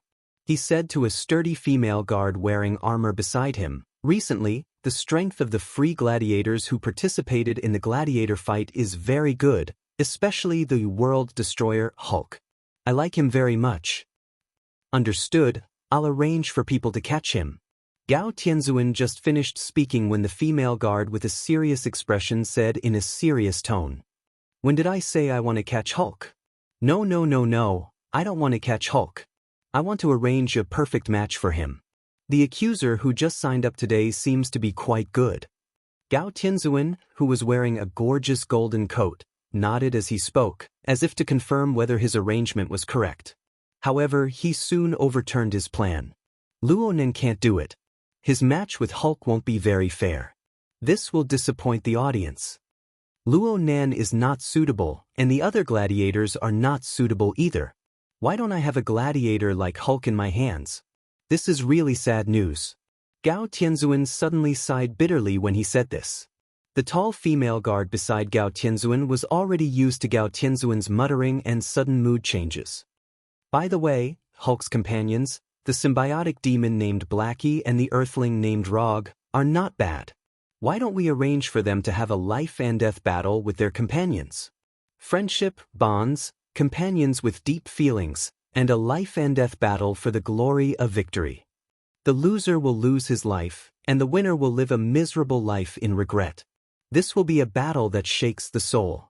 Gao Tianzuan suddenly became excited when he thought of something.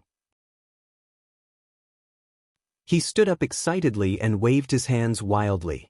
However, Gao Tianzuan's excitement only lasted for a few seconds before it disappeared. He sat back on the high-back chair with a dispirited look. No, it still won't do. This is not suitable for Hulk. Hulk, World Destroyer Hulk, King Hulk. Hulk with green skin. Gao Tianzuan began to talk to himself again.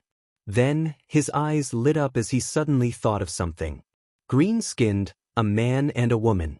One fights simply and violently, while the other has exquisite combat skills. One has amazing strength and endurance, while the other has a small and agile figure. It's her. That's right, it's her.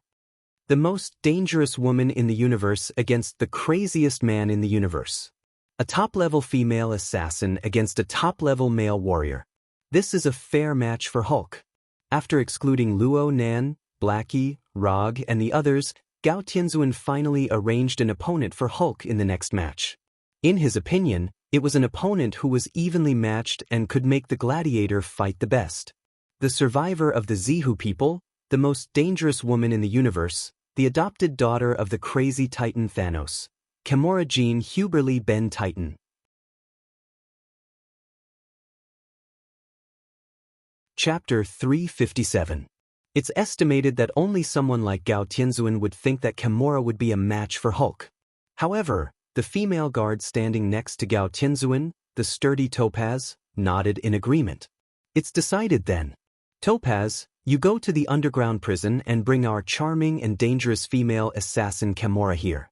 I want to see this legendary female assassin. While speaking, Gao Tianzuan rubbed his hands excitedly. A meaningful smile appeared on his face. If it was someone who didn't know Gao Tianzuan well enough, after seeing his appearance at this time, they would definitely treat him as a pervert with some kind of special fetish. At this time, Rog didn't know that Gao Tianzuan had already arranged Hulk's next opponent. When he learned that Luo Nan had signed up for the competition, he also signed up his name. As long as Hulk didn't sign up during this time, then Rog would be the only opponent that could match Luo Nan. Whether it was to give the audience a good viewing experience, or to make the competition more fair, the gladiator arena could only arrange the two of them together. As Rog expected, after he signed up his name, the gladiator arena quickly announced a specific gladiator preview. The mysterious ninja Rog vs. the supreme controller of the Carry Empire, Luo Nan. When the gladiator preview was just released, the residents of the city didn't feel anything wrong. However, when Rog's name appeared together with Luo Nan, a piece of news that wasn't widely spread.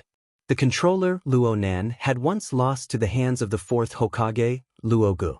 After coming to Sokka Planet, although Rog didn't deliberately spread his name as the fourth Hokage, the residents of Sokka City were very gossipy and quickly dug out his identity, including the news that he once defeated Luo Nan, as well as his 9 consecutive victories in nothingness.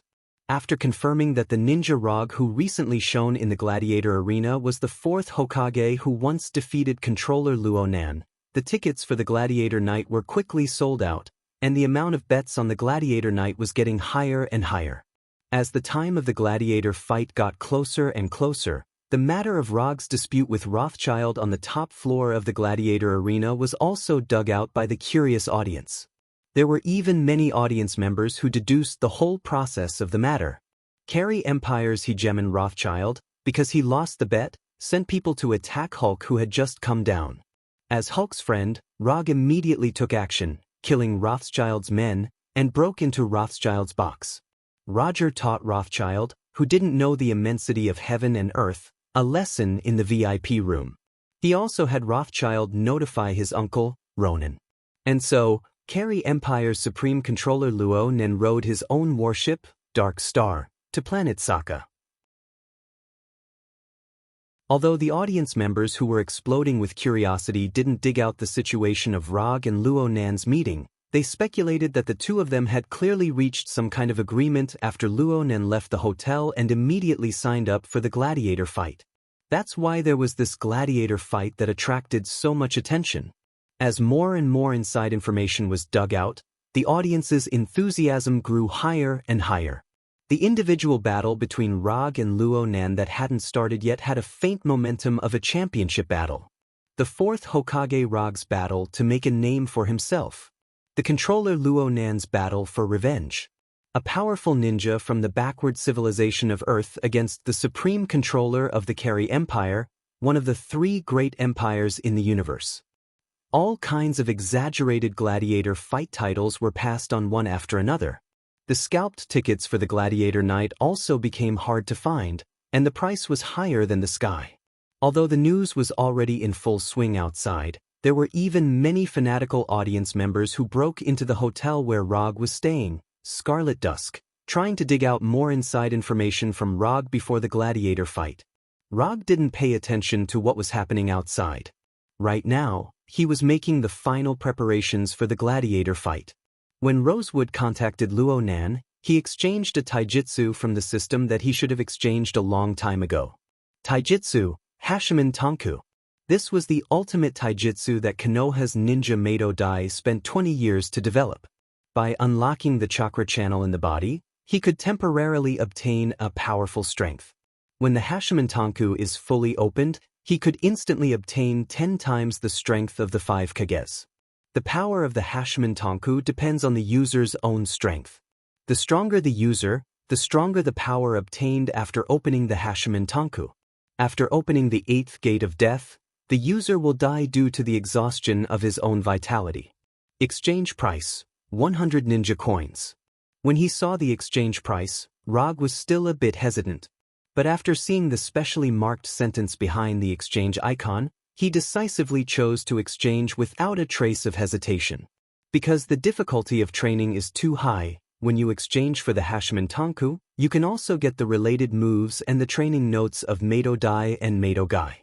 Rog wasn't very interested in the training notes of Mado Dai and Mado Gai. What really moved him were the 6 moves that came with it.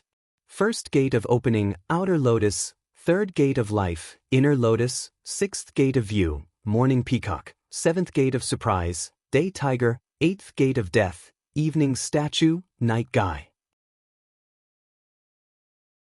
While waiting for Luo Nan's arrival and practicing in the gladiator arena, Rog had been practicing the Hashiman Tonku, and the progress was very amazing.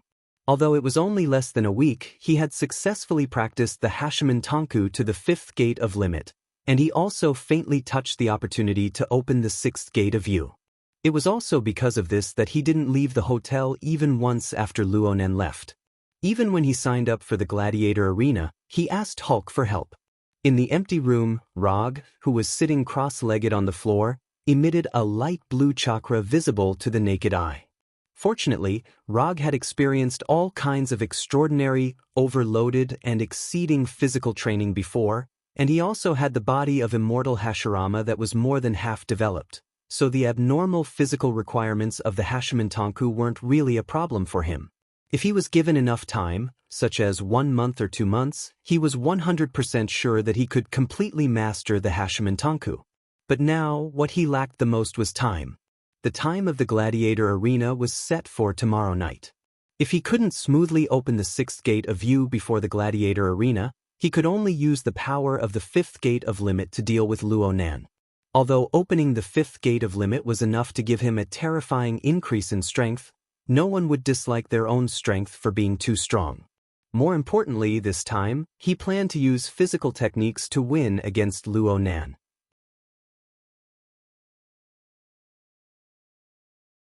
Chapter 358. Saka City, Gladiator Arena. After a series of lively promotions, the battle between the fourth Hokage, Rog, and Ronin, the manipulator, began as scheduled. However, before they appeared on the stage, there would be a personal battle that served as an introductory match. It would hype up the already fanatical scene for the two of them. Rog sat in the lounge, wrapping the white bandage around his arm with great seriousness. Since he and Ronin were both free gladiators, they could use any equipment they chose in the arena. Of course, firearms and other hot weapons were absolutely prohibited. While Rog was wrapping the bandage around his arm, Ronin, who was in another lounge, was also wearing a custom-made armor with the help of a guard. Ronin, who had already fought with Rog once and was defeated, was fully prepared for this battle. In addition to the custom-made armor and the omnipotent weapon, Warhammer, Ronin also wore a helmet that he had never worn before. Although Rog had promised not to use Tsukuyomi, Ronin still had some worries in his heart.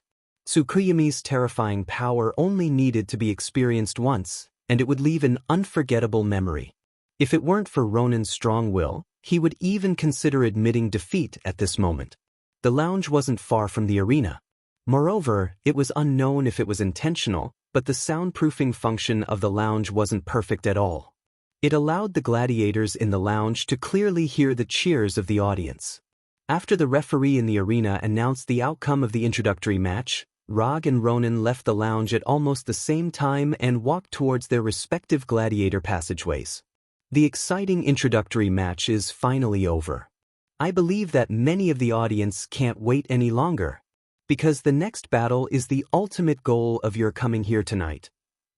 Although all of you can't wait any longer, as the referee and commentator of this battle, I still want to introduce the next two gladiators to everyone. First of all, let us use the most enthusiastic cheers to welcome this legendary ninja from a backward planet. He is the most powerful ninja in the universe, the fourth Hokage, Ro. Who? The red-skinned middle-aged referee with delicately combed hair roared loudly in an extremely exaggerated tone. As his voice rang out, colorful fireworks soared into the sky, exploding into gorgeous patterns in the air. Rog. Under the cheers of more than 100,000 spectators, Rog walked out of the gladiator passage step by step and went straight to the center of the arena. Rog, who was wearing the fourth Hokage Heiori, waved at the surrounding audience. He then adjusted his state of mind, allowing himself to enter his best battle state. At the same time, the referee and commentator who advocated the roaring style began to introduce Rog's battle record. Defeat Luo Nan, the controller who attempted to invade Earth. 9 consecutive victories in the Land of Nothingness, 5 consecutive victories in Saka Planet's arena. Many of the names of the opponents that Roger could not even remember were named by the referee one by one. Along with his introduction, the spectators in the arena became more and more fanatical. When Rog's short list of battle records was finished, the fully armed controller Luo Nan also came to the arena amidst the cheers of the spectators. He stood about 20 meters away from Rog.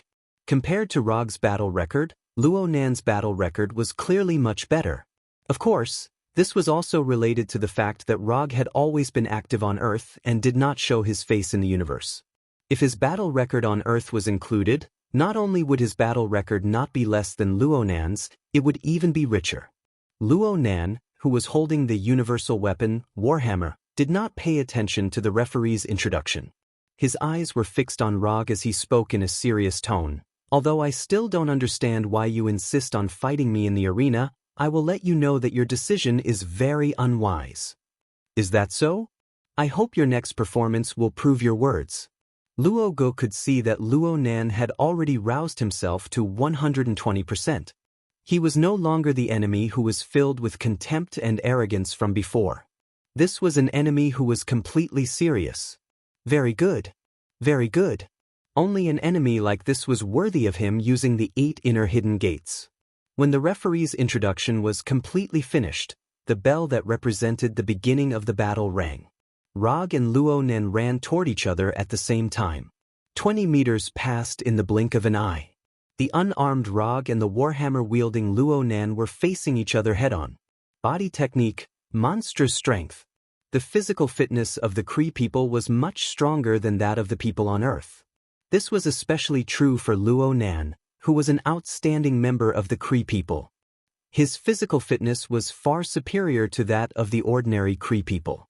So when Rog arrived in front of Luo Nan, he did not hesitate and immediately used monstrous strength.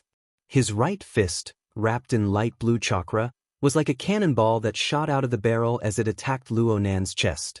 The warhammer in Luo Nan's hand also smashed toward Rog's head with the force of 10,000 pounds. Because they had already fought once, Rog and Luo Nan had a rough understanding of each other's tactics. Facing Luo Nan's thunderous hammer, Rog did not have any thoughts of dodging.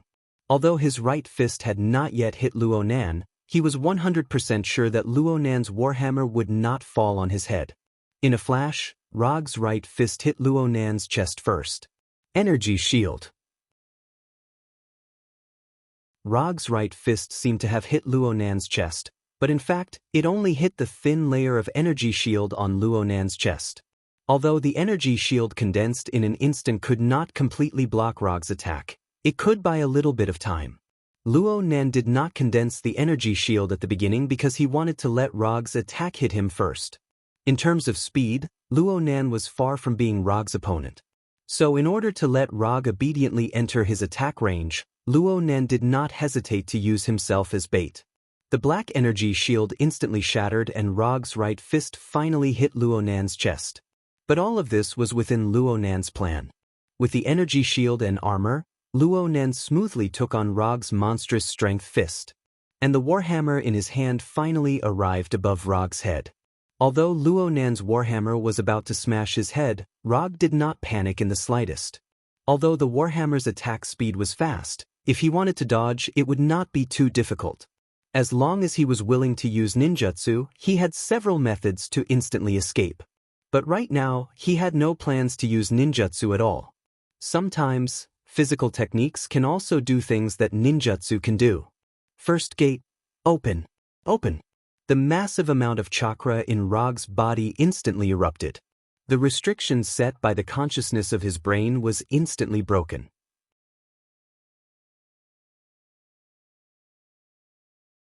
Chapter 359. The body's self-restriction hidden in the depths of his consciousness disappeared. Rog felt a mystical feeling of his entire body coming alive. Every living being's body contained an unimaginable amount of power. However, for the sake of a better life, this power was deeply sealed away by the instinctive self-protection consciousness. This seal was both a type of protection and a type of restriction. In many urban legends, there were cases of ordinary people instantly erupting with extraordinary strength. For example, in order to save his grandson from being crushed under a heavy truck, there was an old man who lifted a truck weighing dozens of tons with his bare hands. For example, in order to catch his daughter falling from a tall building, there was a father who ran over 100 meters in a few seconds. These cases seem to be fantastical, but they were all real-life cases. To explain it in more scientific terms, the people involved in these cases were all super living beings who instantly activated a limiter. A limiter was an innate limit to the growth of every living being. In order to allow life to grow without losing its self-consciousness and rationality, life had set a limit for itself, which meant that it had set a limit for itself. However, the limit brought by this limiter wasn't indestructible. With enough emotional support and extreme external stimulation, this limiter could be opened artificially. The only thing to note was that if one didn't have a strong enough body to support it, once the limiter was opened, it would mean the arrival of death. In a sense, the 8 inner hidden gates was a way to open a limiter. However, compared to other methods, the 8 inner hidden gates was a bit more gentle. Only when all 8 gates were opened would it directly endanger the user's life. When Rog used a massive amount of chakra to break through the limiter set by his mind, he obtained full control of his body for the first time. Rog's body suddenly erupted with a strange phenomenon, immediately attracting Luo Nan's attention. However, the current him was already too late to do anything to stop or resist. The warhammer fell like lightning, but it directly missed. Rog, who was close at hand, fell down in a way that didn't conform to common sense. His right leg kicked towards Luo Nan's chin. Shadow dancing leaf. Luo Nan, who didn't have time to retract his warhammer, was kicked in the chin by Rog's 42-yard-long leg. The enormous force directly sent him flying. Luo Nan never thought that his first exchange with Rog would end up like this. Although Luo Nan felt a burst of pain from Rog's kick to his chin, he didn't take this pain to heart. This was definitely not Rog's ultimate move. He would never choose such an ordinary move to end his attack. Luo Nan, who had already suffered a loss once, didn't dare to be careless in the slightest. His body hadn't yet fallen under the influence of gravity, but he had already begun to search everywhere for traces of Rog. "Are you looking for me?" Just when Luo Nan was planning to turn his head to look for Rog's tracks, Rog's voice suddenly rang out from behind him. Not good. Although Luo Nan didn't know what Rog wanted to do, he was certain that Rog was going to be in great danger. Luo Nan suddenly gripped his warhammer with both hands, attempting to cover himself with an energy shield. However, it was all too late. When Rog arrived behind Luo Nan, the white bandages wrapped around his hands began to flutter under the control of chakra. In the blink of an eye, the fluttering white bandages were like two white pythons that wrapped around Luo Nan's body. "First, open the door, lotus flower." Rog's voice once again rang out from behind Luo Nan. At the same time, chakra gushed out from Rog's body, constantly disrupting the energy bursting out from the warhammer. Since he had already unleashed his move to this stage, Rog wouldn't let the energy shield created by the warhammer ruin his good deed. The more than 100,000 spectators in the spectator stands were puzzled as they watched the scene in the sky above the arena. Due to the difference in strength, not many spectators were able to clearly see the situation of Rog and Luo Nan's exchange. In the eyes of the majority of the spectators, they only saw Rog kick Luo Nan flying. Then he used bandages to bind Luo Nan. Finally, he hugged Luo Nan, who had lost all ability to resist like a mummy, and madly spun Luo Nan's head downwards. Was this an offensive move from the backward civilization of Earth? It looked a bit shameful. No matter which planet it was, an adult male creature hugging another adult male creature in public was not a mainstream culture. Simply put, it was a bit of an eyesore. However, the spectators in the audience seats quickly understood why Rog did this. The madly spinning Rog and Luo Nan only stayed in the air for a short 1 or 2 seconds. Then, in a suicidal manner, they fiercely crashed into the ground of the arena. Boom! Unlike the metal walls surrounding the arena, the ground of the arena was a very ordinary dirt floor. However, when the lotus flower crashed into the ground, a sound that was even more terrifying than the metal floor exploded out from the impact. If it wasn't for the fact that firearms and artillery shells were prohibited in the arena, the spectators in the arena would have suspected that a large bomb had exploded in front of them. The terrifying impact of the lotus flower formed a deep circular pit with a diameter of more than 10 meters in the arena. Cracks that were more than 10 to 20 centimeters thick appeared on the originally flat ground. They covered the entire arena like a spider web. The invisible shockwave hit the metal walls around the arena like a wave. The grayish-yellow dust and gravel danced in the air, completely covering the entire arena. After the terrifying impact, there was a dead silence. The more than 100,000 spectators in the audience seats seemed to have been pressed on the mute button at the same time. They looked at the arena in disbelief. They looked at the arena that was completely covered in dust. Was this the ninja's way of attacking? This was too. Although there were many gladiators who could create such a commotion in the arena, there was no one who could perform such a suicidal attack at the beginning of the battle like Rog. Luo Nan crashed into the ground with his head down like a tornado. Just thinking about this kind of attack in one's mind was enough to make people gasp. Although these spectators didn't know what Rog's move was called, they knew that from now on, they had completely fallen in love with this violent and bloody move. This was the scene that a gladiator should have. This was the momentum that a gladiator should have. This was a life and death battle that could make people's blood boil. Ah! Beautifully done. Rog, brug, brug, brug. The dust in the arena hadn't dispersed yet. The figures of Rog and Luonan hadn't appeared yet, but the enthusiasm of the spectators had completely exploded. Hashiman Tonku, First Gate, Lotus Flower, made its debut in the arena of Sokka Planet.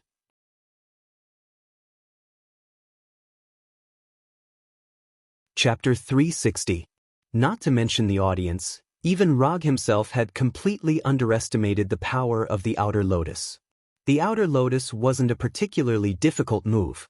Aside from the extremely high requirements for physical fitness, everything else was the same as an ordinary move. It was a move that could be perfectly imitated with a single glance from the Sharingan. However, such a move that didn't seem to have much technical content displayed a power that didn't lose to an attack-type ninjutsu. In some aspects, it was even stronger than a conventional attack-type ninjutsu. Hashiman Tonku is simply a divine technique tailor-made for ninjas like Kai Huang and Little Li. After fiercely greeting Luo Nan with the first Outer Lotus, Rog didn't immediately carry out the second wave of attacks. Instead, he patiently waited for the dust to disperse. Although the power of the Outer Lotus wasn't weak at all, it was still too naive to think that it could defeat Luo Nan. Moreover, after this exchange, Rog once again confirmed a fact that he had known for a long time. Most alien races had physiques that were far superior to the people of Earth. Even the Kree, a race that wasn't famous for their physiques, was the same. With the passage of time, the dust that covered the entire arena began to dissipate. Luo Nan's figure once again appeared in the audience's line of sight. Luo Nan was completely different from when he first appeared. It was as if he was a completely different person. Although his warhammer and armor were still there, and his body was still intact. But just by looking at his current appearance, one could tell how terrifying the Outer Lotus was. The specially prepared helmet was shattered into pieces. Cracks visible to the naked eye appeared on the sturdy armor after receiving the Outer Lotus and the Outer Lotus. Green blood flowed out from the corner of Luo Nan's mouth. The all-purpose warhammer was powerlessly held in his hand. If it wasn't for the armor and his superior physique that far surpassed that of ordinary Kree, Luo Nan would have been taken away by Rog's Outer Lotus. But even so, Luo Nan couldn't avoid the headache, nausea, dizziness, tinnitus, and other symptoms of a concussion. After personally experiencing the power of the Outer Lotus, Luo Nan finally understood why Rog wanted to fight with him again. To train the opponent, or in other words, test the target. The surrounding audience might not be able to see it, but Luo Nan, as the chief experiencer of the surface lotus flower, sensed the unfamiliarity of Rog's use of the surface lotus flower. This negligible unfamiliarity didn't affect the might of the lotus flower, but it allowed Luo Nan to understand Rog's true intentions. When Luo Nan was sent flying by Rog's shadow dancing leaf, he was still wondering why Rog didn't use ninjutsu. Now he knew the answer. Luo Nan did his best to calm his somewhat chaotic breathing and the various sensations of pain that came from his body. He walked out of this 1-meter-deep crater. No wonder you said that you definitely wouldn't use Tsukuyami this time. So you had already planned all of this. There wasn't any anger in Luo Nan's tone. Though being treated as a test subject made him very unhappy, in the end, this was the problem of the difference in strength. If he was in Rog's position, he would do the same thing. Testing power in actual combat wasn't only done when testing weapons. It was also done when testing new moves. Especially those who had absolute confidence in their own strength. The more likely they were to do this. Your observational skills are pretty good. You understood faster than I expected. While speaking, Rog took off the remaining bandages wrapped around his hand and casually threw them to the side. These bandages were only useful when using the surface lotus flower. The remaining moves didn't need the bandages. What's the name of your fighting technique? This kind of powerful fighting technique should have a name worthy of its power. Hashiman Tonku. Compared to fighting techniques, ninjas prefer to call this attack method taijutsu. Rog directly told Luo Nan the name of the Hashiman Tonku. Alright, the move I used to hit you just now is called Surface Lotus Flower. It's the move after opening the first gate of the Hashiman Tonku. Out of respect for the test subject, Rog also told Luo Nen the name of the surface lotus flower. The first gate of the Hashiman Tonku? Although Luo Nen didn't know what the first gate of the Hashiman Tonku was, he didn't know what kind of effect the first gate of the Hashiman Tonku would bring. But as long as he thought about the name of the Hashiman Tonku, he could roughly speculate some things. Just opening the first gate of the Hashiman Tonku already had this kind of power. If the remaining 7 gates were opened, then this Hashiman Tonku.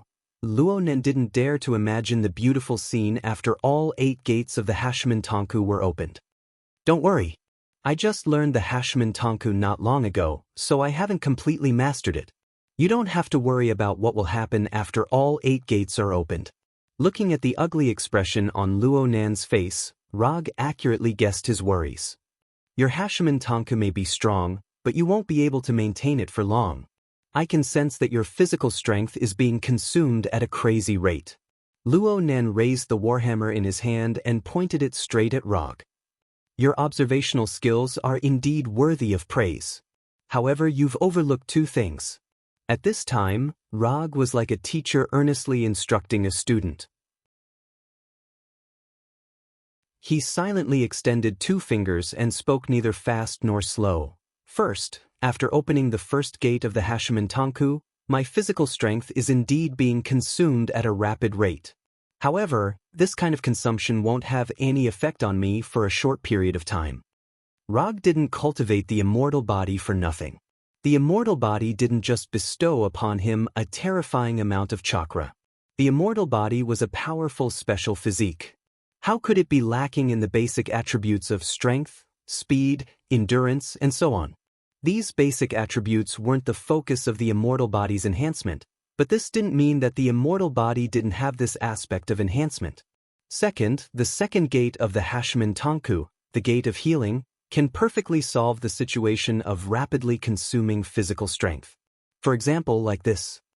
As soon as his voice fell, the aura on Rog's body changed once again. Second gate, gate of healing, open. It was different from the first gate of the Hashiman Tonku. The second gate of the Hashiman Tonku removed the limitations of the body's physical strength. Opening the first gate of the Hashiman Tonku was to overload the body's energy at the cost of obtaining an increase in strength and speed. But opening the second gate of the Hashiman Tonku was to overload the body's energy to restore physical strength, offsetting the exhaustion brought about by the energy consumption of the first gate of the Hashiman Tonku. In other words, after opening the second gate of the Hashiman Tonku, Rog was not only faster and stronger, but he could also last longer. A real man would never have a time limit of 5 seconds. This is the power of the second gate of the Hashiman Tonku. Can you feel it?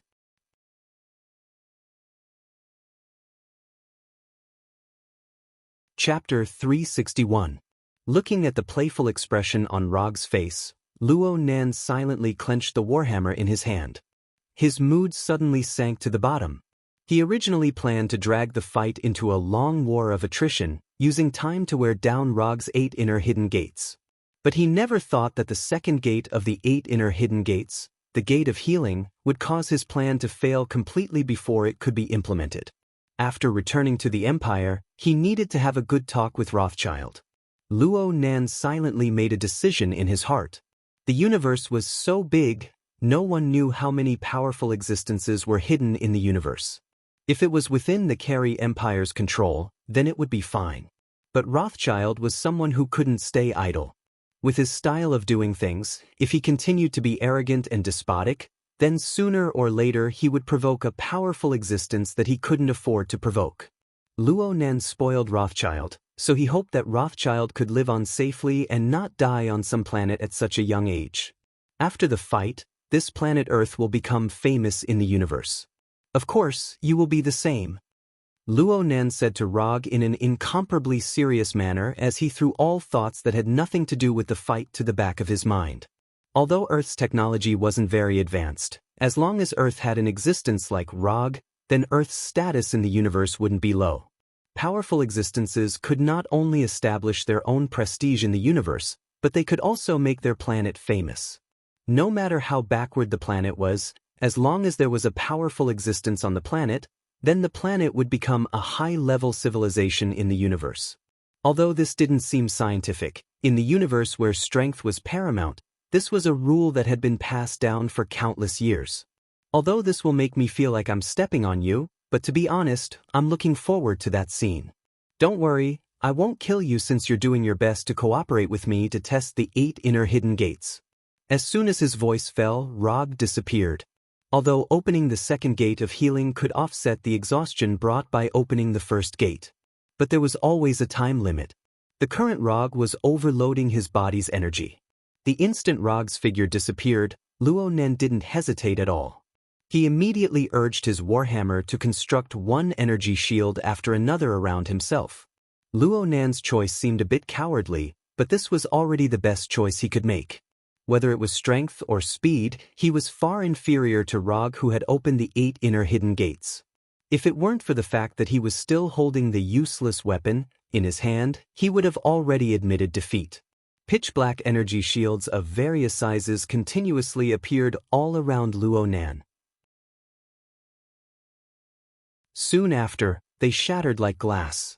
Luo Nan was like a target right now, receiving attacks from all directions. After Rog opened the first door, the audience could no longer see him with their naked eyes.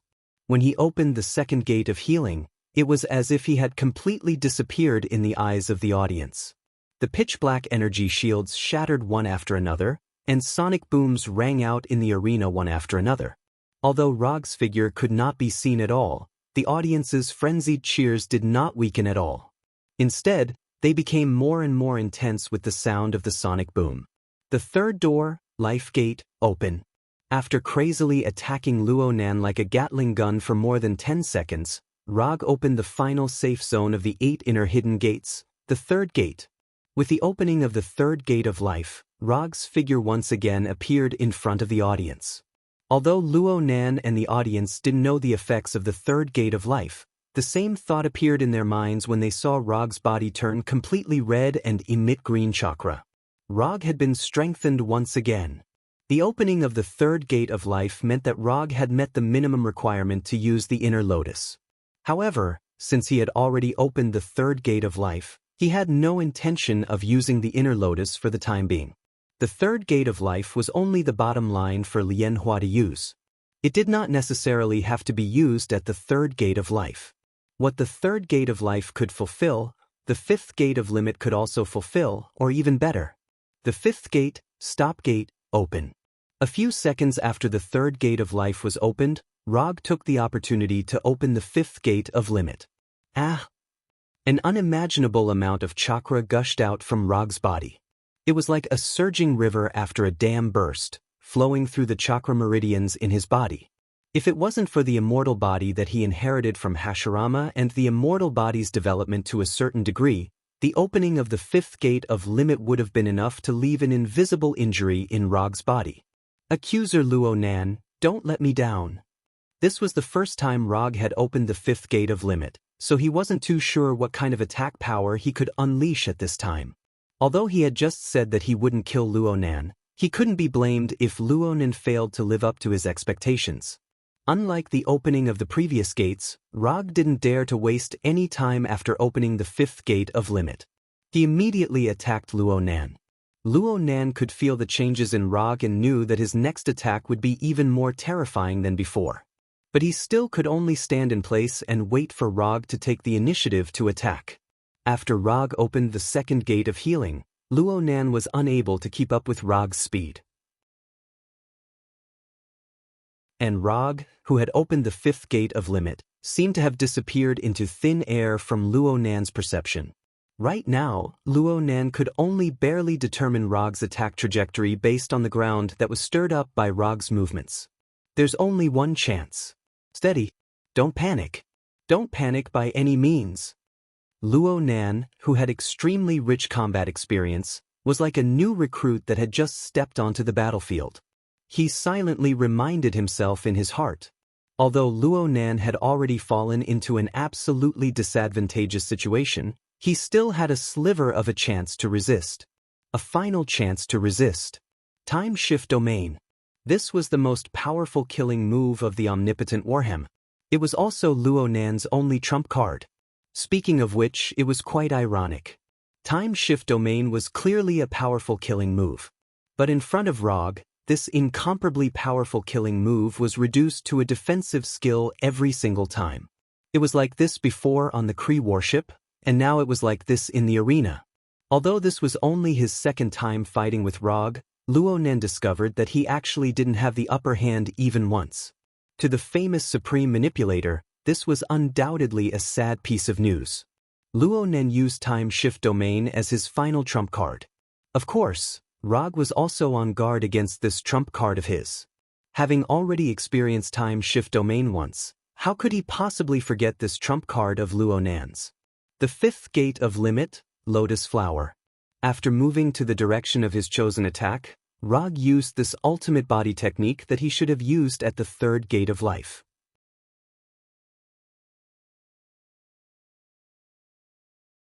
Chapter 362. Gladiator Camp, Training Field. You need to be careful of attacks from behind and blind spots. Your body is your strength, but it is also your weakness. You need to remember this point.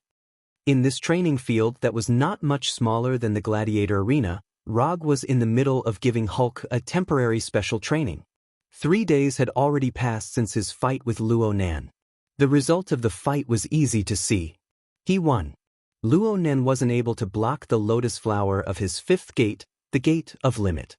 Luo Nen ended the fight in a heavily injured state. Luo Nen didn't even have the time to use the Time Shift Domain under the terrifying amplification of the fifth gate, the gate of limit. Rog's lotus flower struck Luo Nen squarely in the chest. Then Luo Nen directly smashed through the metal wall of the gladiator arena, leaving the arena in defeat. Rog silently withdrew a bit of his strength the instant lotus flower struck Luo Nan's chest. He didn't let Luo Nan bear the full might of the lotus flower. The next morning, Luo Nan was taken away by Rothschild after finishing his emergency treatment. They took the Dark Star and left Sokka Planet. Luo Nan's departure didn't attract too much attention. Or it could be said that the residents of Sokka City didn't care about the whereabouts of the loser. And at noon on the same day, the residents of Sokka City received another piece of news that was enough to make them excited. The recently famous Destroyer of the World, Hulk, was going to fight against the top assassin with the title of the most dangerous woman in the universe, Gamera.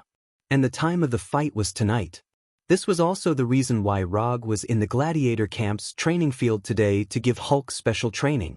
On the surface, the difference in strength between Gamera and Hulk was like a heavenly moat. It was impossible for Gamera to be Hulk's opponent. But the problem was that Gamera wasn't a warrior like Hulk or Luo Nan. She was an assassin. A top-notch assassin with exquisite killing techniques and incomparably rich experience. Before Gamera obtained the title of the most dangerous woman in the universe, many people looked down on her. Even the targets of her assassination didn't take her assassination to heart. However, when Gamera officially started her career as an assassin, going around the universe to assassinate targets, people's evaluation of her became higher and higher. According to the latest news that Rog had received, since his debut, anyone who had been targeted by Gamera for assassination had all died without exception. Although Gamera's assassination method was different from what most people imagined, it was undeniable that her assassination success rate was 100% so far. In this aspect, Gamera was very similar to Rog. Both of them maintained a 100% success rate in their careers. However, one of them was an assassin, while the other was a ninja. In order to avoid Hulk's sudden failure, Rog had to let Hulk understand the fighting style of assassins and ninjas, which was completely different from that of warriors. Hulk is very strong. Hulk is not afraid of these attacks. Hulk, who was hit by Rog's blind spots one after another, did not take these attacks to heart. From his point of view, these attacks were no different from scratching an itch. However, this was exactly what Rog was worried about. Hulk was used to fighting head-on. Even if he encountered some blind assassins, his super physique would ensure that he would not be fatally injured. If it was a head-on battlefield, Hulk's approach would have no problem. But the problem was that the Colosseum was not a head-on battlefield, and Gamera was not a serious warrior.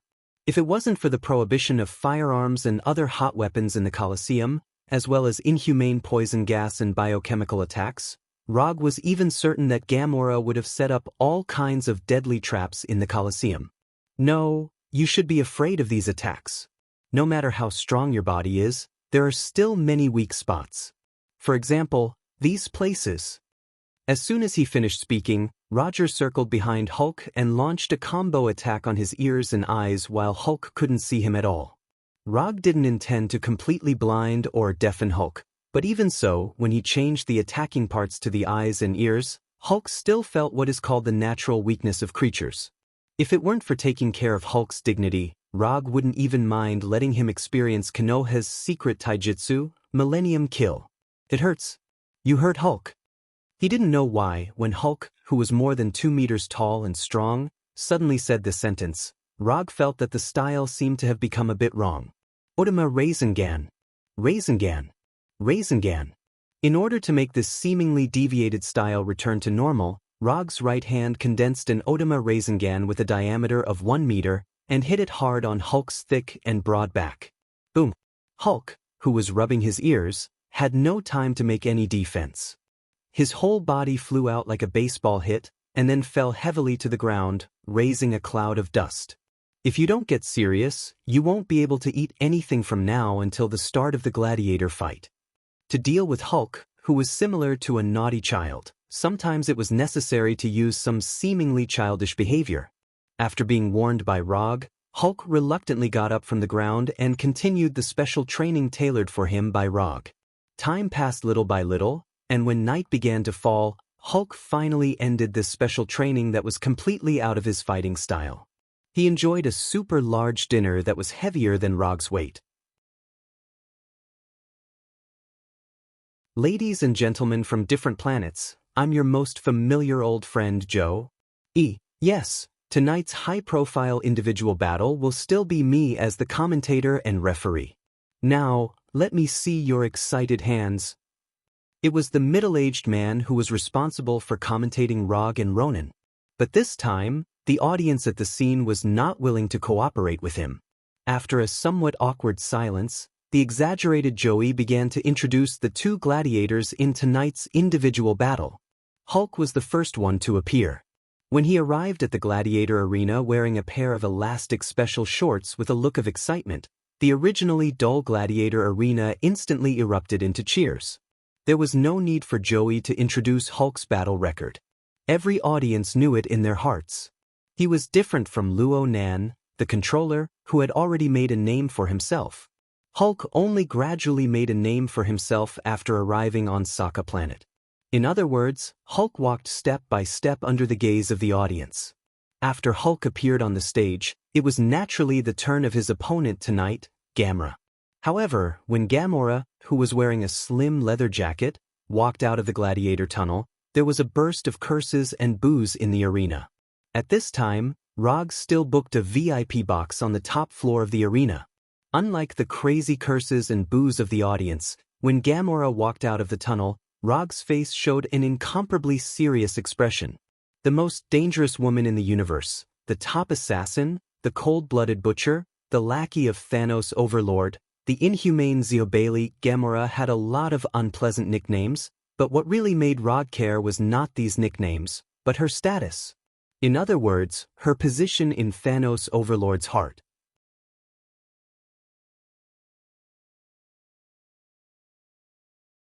Chapter 363.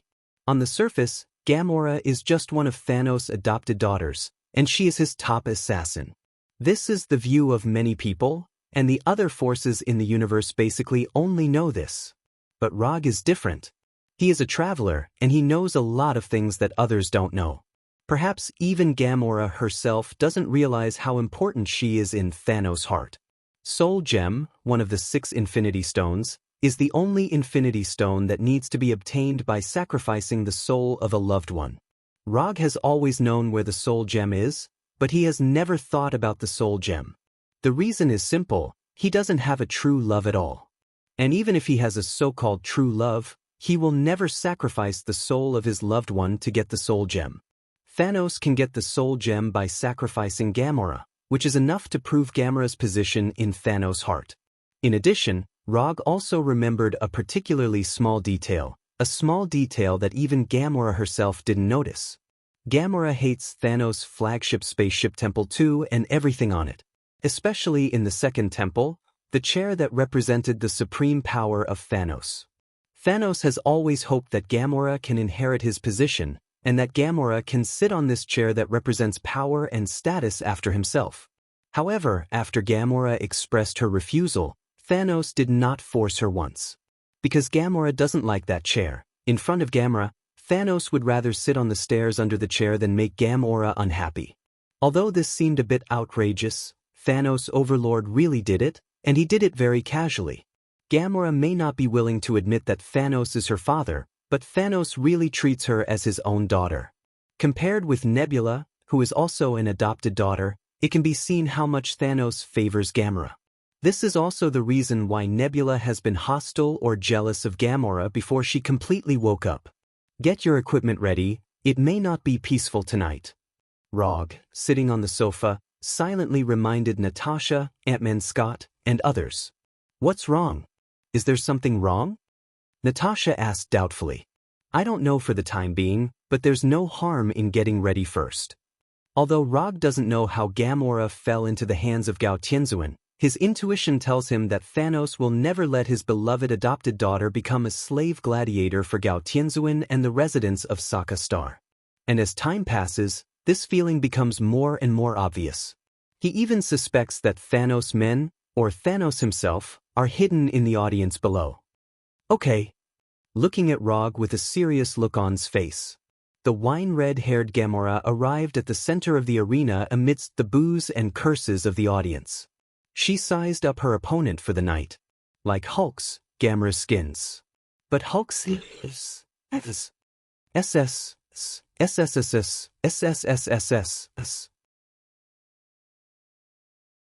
And because his opponent was Gamora, Hulk didn't plan to use any weapons in this battle. Hulk stood barehanded about 20 meters away from Gamora, his face serious as he looked at Gamora, whose waist was even smaller than his arms. Although he had been forced to undergo special training by Rog, Hulk still did not feel that Gamora could pose any threat to him.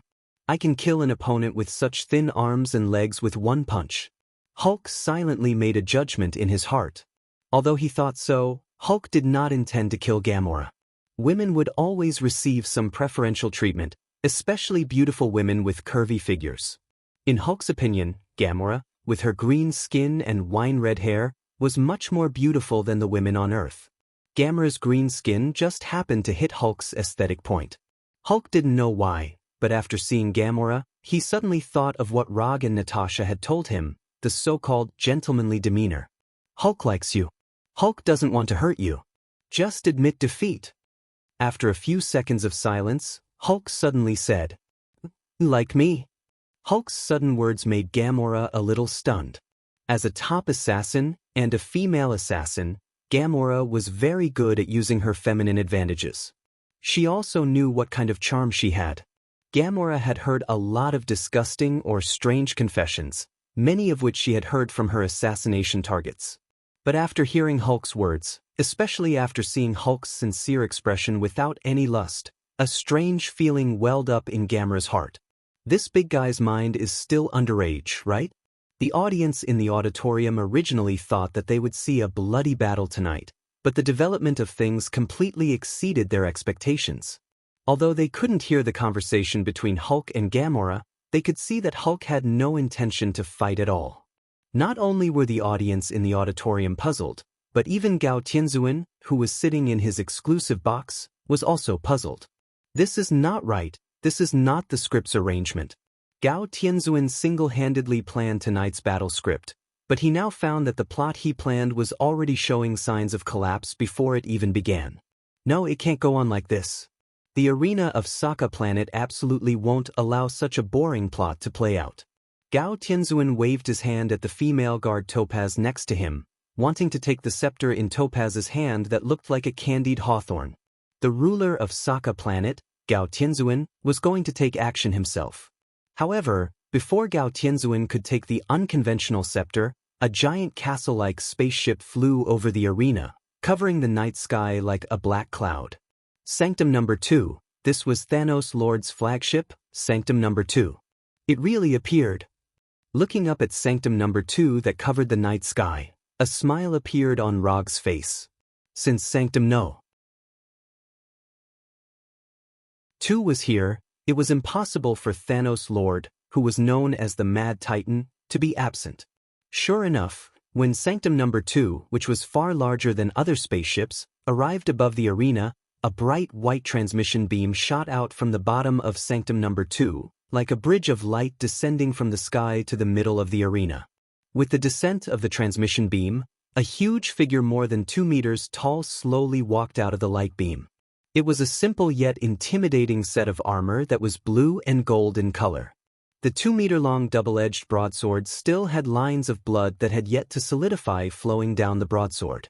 Purple skin, a round bald head, a giant vertical chin, a robust body, and an innate domineering aura. This was Thanos Lord, the Mad Titan Thanos Lord, the Thanos Lord known as the Emperor of the Universe. Thanos Lord had appeared in person.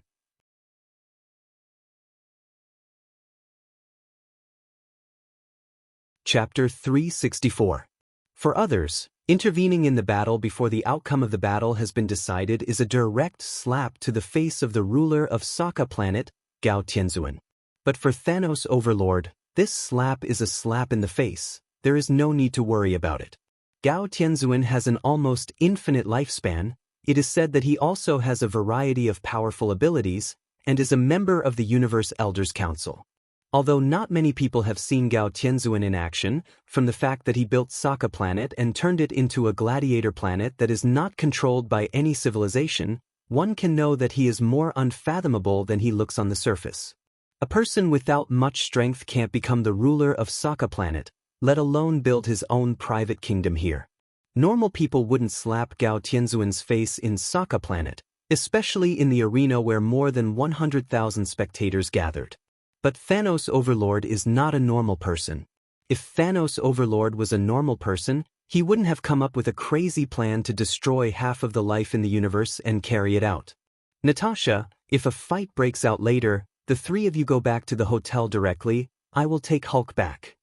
Since Thanos Overlord entered the arena, Rog's eyes have been focused on Thanos Overlord, and at the same time, he used chakra perception to perceive Thanos Overlord's situation. As he expected, he felt a powerful energy signal from Thanos Overlord's body. Although the strength of this energy signal is not as strong as Mephisto in Hell, nor as strong as Odin in Asgard, it is still amazing. Inferior Heavenly Father. The current Thanos Overlord is without a doubt an inferior Heavenly Father. Little Black, it's time to do something serious. As soon as Rog's voice fell, Little Black, who was standing next to Ant-Man Scott, showed a ferocious smile, and his figure instantly shrank, turning back into the pitch-black Northern Cold Blade form. Wearing the Northern Cold Blade on his belt, Rog directly disappeared from the box with the Flying Thunder God and came to Hulk's side. After knowing that Hulk's next opponent is Gamora, Rog quietly left the Flying Thor technique on Hulk, ready to support Hulk at any time. Hulk was strong, very strong, but Thanos was stronger. In Rog's memory, Thanos was the only one who defeated Hulk with a physical attack with his bare hands. Although Ancient One can also stun Hulk with a single palm strike, Ancient One used magic to push Hulk's soul out of his body, not in the real sense of knocking him down. Moreover, what Ancient One pushed out of the body at that time was not Hulk's soul, but Banner's soul. Gamora, come with me. After arriving at the arena, Thanos completely ignored Hulk, who was not far away, and ignored Rog, who had just arrived at the arena, and said softly to Gamora. If it weren't for the double-edged sword in Thanos Overlord's hand that was still dripping with blood, Thanos Overlord at this time looked like a kind old father. However, Gamora did not intend to cooperate with Thanos. After hearing Thanos' words, Gamora pulled out 2 slender scimitars from her back. These 2 scimitars were originally intended to be used by Gamora to deal with Hulk. Now, it had become a weapon against Thanos. Gamora replaced her answer with practical actions, making the gentle expression on Thanos' face disappear suddenly. Looking at his daughter who was facing him with a sword, Thanos Overlord didn't say anything. There was no anger, and he didn't even say anything in a heavy tone. After looking at Gamera silently for a few seconds without saying a word, Thanos Overlord finally retracted his gaze from Gamera and looked at Rog and Hulk, who were not far away. Thanos Overlord's gaze only stayed on Hulk for a second or two before it swept away, and then it stopped on Rog, who was wearing casual clothes. In the eyes of the audience of Sokka Planet, Hulk is the absolute king in the arena, and he is a well-deserved superstar in their hearts. However, in the eyes of Thanos Overlord, the current Hulk is just a warrior with a slightly decent strength. Compared with Hulk, Thanos Overlord obviously values Rog around Hulk more. Don't look at the current Rog only wearing ordinary black casual clothes, but Thanos Overlord saw a sense of déjà vu on Rog. In addition, Thanos Overlord also found that he seemed to have no way to immediately see through Rog's strength. This is an extremely rare situation for the battle-hardened and powerful Thanos Overlord. Young man, your strength is good. Are you interested in joining my side? After looking at Rog seriously, Thanos Overlord said to Rog, "Sorry, I'm not interested for the time being." During the conversation, Rog came from Hulk's side to Hulk and protected Hulk behind him. Now is not the time to let Hulk confront Thanos Overlord one-on-one, and Rog does not want Hulk to have any psychological shadow. It's a pity. If you can join me, we may be able to become good friends. Thanos Overlord said with a little regret. At this time, Thanos Overlord's other adopted daughter, Nebula, and his 5 most powerful men, the 5 Black Radiance generals, also came out of the transmission beam and stood silently behind Thanos Overlord. Nebula's image was no different from Rog's memory. She was still a blue-skinned half-human half-machine. As for the 5 Black Radiance generals, according to Rog's evaluation, they were uglier than the other. Not to mention Ebony Throat, who was pale and didn't look like a good person. The head of the 5 Black Radiance generals, the Death Blade general with a sickle-like long blade, and his lover, Proxima Centauri, were also not in line with Rog's aesthetic at all. As for Black Short Star, who was taller than Hulk and had the strongest defense among the 5 Black Radiance generals, as well as the universe-level scout supergiant, whom Roger had never seen before, who was wearing a white battle suit, they had nothing to do with being good-looking. Thanos Overlord, Nebula, and the 5 Black Radiance generals, although there were only 7 of them, when they appeared in the arena, the audience in the auditorium, without exception, felt a powerful oppressive force, an oppressive force that seemed to come from the depths of their souls. Whether it was Thanos Overlord, Nebula, or the 5 Black Radiance generals, they were all bloody butchers whose hands were stained with blood. Furthermore, they were different from the other butchers who had killed tens or hundreds of people. The number of people they had killed was much higher. At the very least, it was tens or hundreds of times more.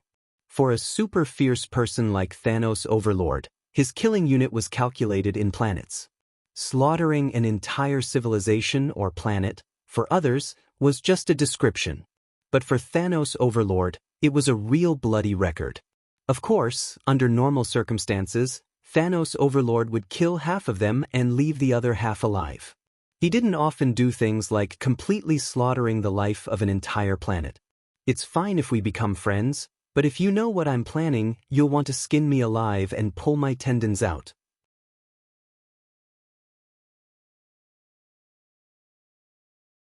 Chapter 365.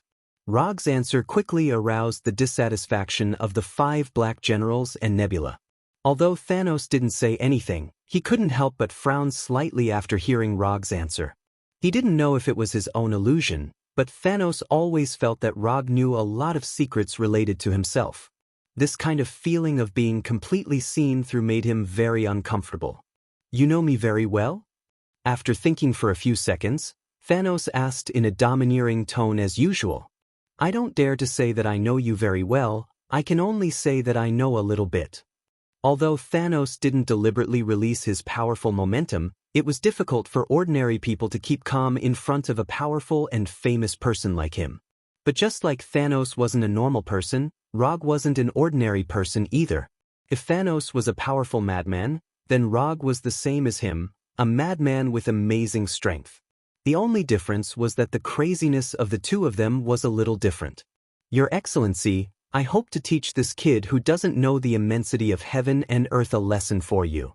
Before Thanos answered, Ebony Throat, who was standing behind him, knelt down on one knee and said very respectfully, "Keep him alive, I want to know what he knows." When Ebony Throat took the initiative to propose to teach Rog a lesson, Thanos thought for a few seconds and then agreed to Ebony Throat's request. Although it was the first time Thanos saw Rog, he instinctively felt something called trouble in Rog. This guy is not simple. This was purely an intuition, but Thanos firmly believed that his intuition would not be wrong. Praise your benevolence. Your will is my mission. After speaking, Ebony Throat, whose skin was pale like the undead, stood up and looked at Rog not far away with a proud face. I'll leave that big black guy to you, I'll deal with the others. Rog ignored the hostility in Ebony Throat's eyes and turned to Hulk next to him. Hulk's physical attack and physical defense were extremely outstanding. Letting him fight against Black Short Star, who had the strongest defense and physical strength among the 5 generals of Black Radiance, was a battle plan that did not require much consideration. Rog planned to deal with Ebony Throat, who had telekinesis abilities, Supergiant, who had mind control abilities, as well as his lovers who had outstanding close combat abilities, Deathblade General and Proxima Dark Knight. Of course, Thanos was also handled by him. As for Thanos' other adopted daughter, Nebula, she was naturally Gamera's opponent. Ebony Throat took the lead to walk out from behind Thanos and went straight to Rog, who was not far away. Just when Ebony Throat moved, Rog also used ninjutsu. Would release, would clone. 4 wood clones that looked exactly like him rushed out from behind him and attacked Ebony Throat and the others. Rog did intend to deal with Ebony Throat and the other 3 by himself, but he did not intend to do it himself. Generals against generals, kings against kings. Thanos' subordinates only needed wood clones to deal with them. When Rog's wood clones attacked Ebony Throat and the others, the guards of Sokka Planet's ruler, Gao Tianzuan, finally arrived at the arena. However, Luogu, Thanos, and the others didn't care about these guards at all. Thanos waved his left hand casually, and small spaceships of different shapes flew out from Temple No. 2 above the arena. A donut-like circular spaceship, a triangular pillar-like landing ship, and a dense number of small troop carriers. This time, Thanos did not send the Chitauri Legion that had appeared in the Battle of New York, but another legion under his command, the Vanguard Guard Legion. Judging from Thanos' arrangement, it was obvious that he came to Sokka Planet this time not just to take Gamora home. The circular spaceships and landing ships that flew out of Temple No. 2 did not take the arena as their main target, but flew to different corners of Sokka City and began to attack the entire city. It didn't take long for explosions to come from Sokka City. The complete attack of the Vanguard Guard Legion made Gao Tianzuan's face extremely ugly. He thought that Thanos only wanted to take Gamora away, but it turned out that Thanos had come with an all-out attack on Sokka Planet from the beginning. Inform all the troops in the city to fight back against the invaders. Let the slave gladiators also participate in the battle. Tell them that those who perform well will be restored as free gladiators after the war. Gao Tianzuan, who was holding a scepter in his hand, gave the order with a cold face, his eyes fixed on Thanos in the arena. Since he wants war, we'll give him war. Although Sokka Planet was a dictatorial planet with a special shape, the armed forces of Sokka Planet were not weaker than those of other civilized planets. To some extent, Sokka Planet could even be regarded as having all its citizens as soldiers. Gao Tianzuan's order was quickly passed down, and the defense of Sokka City officially began. As Rog expected, Nebula went directly to Gamora, and the sisters engaged in a life-and-death battle. Hulk was entangled with the tall and strong Dark Short Star, and the two were like 2 crazy beasts engaged in a hand-to-hand fight. Ebony Throat and the other 3 were targeted by Rog's wood clone, and they used ninjutsu to fight against superpowers, genjutsu to fight against mind control, and taijutsu to fight against close combat. At this time, Thanos and Rog became the 2 people in the arena who have not yet started fighting. Your little tricks are quite good, I appreciate you more and more. Taking a look at the battle between the wood clone and Ebony Throat and others, Thanos spoke again. Correct you, these are not little tricks, but art that can take people's lives. As soon as his voice fell, Rog took the initiative to attack Thanos. Although the current Thanos did not have an Infinity Stone, Rog still did not dare to have the slightest carelessness. Even without an Infinity Stone, Thanos is a real Heavenly Father-level existence, a super powerhouse who can slaughter an entire planet and civilization. In just a moment, Rog crossed a distance of more than 10 meters and came in front of Thanos like a ghost. Without any hesitation, the northern cold blade in his hand directly slashed at Thanos' neck. The instant kill after the high-speed sprint has become his starting move for most of his battles. Opponents who are not strong enough or react fast enough are no different from lambs waiting to be slaughtered in the face of this simple and crude surprise attack. Clang. Although Rog's surprise attack was very fast, Thanos' reaction was also very fast. Thanos raised the double-edged saber in his right hand and blocked Rog's lightning-fast slash. A crisp collision sound rang, and the northern cold blade and the double-edged saber that collided with each other vibrated slightly at the same time. This kind of attack power is a bit interesting. Feeling the power from his right hand, a look of curiosity appeared on Thanos' face.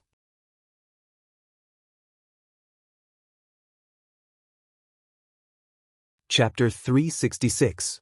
There are many races in the universe that look exactly like the Earthlings, so Thanos Overlord couldn't tell which planet Rog came from for a while. However, in his memory, even if it was Asgard, not everyone has such outstanding physical strength. Regarding this, the main reason is that Thanos Overlord came a little too late. If he came to Sokka Star earlier, even if it was only a few hours, he could easily know the origin of Rog. Although he was a little curious, Thanos Overlord did not stop his movements.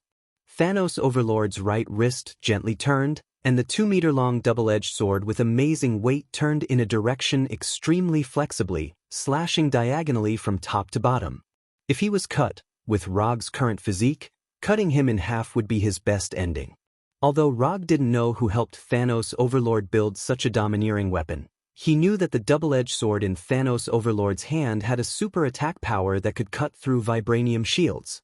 The existence of the immortal body allowed him to have a physique far beyond that of the Earthlings. But no matter how strong it was, the immortal body could not strengthen his body to be stronger than vibranium. In the face of Thanos Overlord's casual but powerful counterattack, Rog did not dare to hesitate and immediately used ninjutsu to retreat. Lightning release, lightning body flicker. Compared with the ordinary body flicker technique, lightning body flicker is not only faster, but also better looking, which is more in line with Rog's combat aesthetic. The huge and sharp double-edged sword directly cut through the position where Rog was originally standing and passed through the light blue electric current left by Rog's lightning body flicker. Thanos Overlord was not surprised that the counterattack failed. If Rog couldn't even avoid such an attack, Thanos Overlord would feel abnormal. After quickly pulling away, Rog did not immediately launch a second wave of attacks, but carefully looked at Thanos Overlord. Because the current Thanos Overlord does not have any Infinity Stone, he does not need to worry about Thanos Overlord's incredible energy attack. But even so, Thanos Overlord, who can only use physical attacks, is still a difficult enemy. Although the rapid surprise attack was blocked by Thanos, it also allowed Rog to have a preliminary understanding of the physical strength possessed by Thanos. Among the opponents he had encountered so far, Thanos' physical strength was well-deserved to be number one. Even Thor and Hulk were weaker than Thanos in terms of physical strength. If Slayer Overlord didn't have the advantage of making the first move and the speed of the surprise attack, Slayer Overlord's block just now had a great chance to directly send the northern cold blade in Rog's hand flying. Until now, Roger's right hand still felt waves of pain from the web between his thumb and index finger. In addition, what made him more concerned was Thanos Overlord's casual and understatement. There were many opponents who could block his rapid surprise attack, but none of them could do it as casually as Thanos. Rog had only seen this kind of fighting style of casually repelling the opponent's attack and immediately counterattacking. It was just that the opponents he faced at that time were all insignificant soldiers with mediocre strength. Thanos was more difficult to deal with than expected. Rog quickly made a judgment. If Thanos Overlord didn't have this kind of strength, he wouldn't be qualified to carry out the crazy plan to destroy all life in the universe. Strength, speed, physical strength, combat reaction, combat skills, combat experience. Rog helplessly found that except for the advantage in speed, he was far inferior to the current Thanos Overlord in several other indicators. The limitations brought about by his race were now vividly displayed. Since his innate conditions were not as good as the opponent, then he would add a few buffs to himself. In short, Rog was going to start stacking buffs on himself. Chakra Coat, Thunder Release Chakra Mode, Sage Mode, Hellfire, Hashiman Tonku, Nine-Tailed Chakra Coat. These were the buffs that Rog currently mastered that could significantly improve his combat state. After thinking for a few seconds, Rog quickly made a decision. Buffs, to stack layer by layer, there was no need to use a killer move at the beginning. Thunder Release Chakra Mode. In just a moment, Thunder Release Chakra was concentrated in every part of Rog's body. His body instantly became active, his speed, defense, and nerve conduction speed suddenly increased, and the silver-white lightning also covered his body. Looking at Rog's body suddenly shrouded in light blue chakra and wrapped in lightning, Thanos Overlord's face showed a hint of excitement. Until now, Thanos Overlord didn't know why he had such a strong interest in a stranger like Rog. In his intuition, he always had a feeling that he had met a real kindred spirit, which was one of the reasons why he took the initiative to recruit Rog before. Such an opponent, if he killed him directly, it would be a waste. Just as Thanos Overlord was thinking about how to beat Rog without really killing or crippling Rog, Rog launched his second wave of attack against Thanos Overlord. Just like before, Rog chose to use his most familiar and favorite rapid ambush tactic. Thunder Release, Lightning Body Blink. Rog's figure disappeared in an instant, leaving a weak electric current with the thickness of a finger in place. The lightning body blink in the Thunder Release Chakra mode allowed Rog to have a speed far beyond the previous, making him disappear from the arena as if he really disappeared. However, in front of Thanos Overlord, his speed was not fast enough, at least not fast enough to break through the limits of Thanos Overlord's dynamic vision.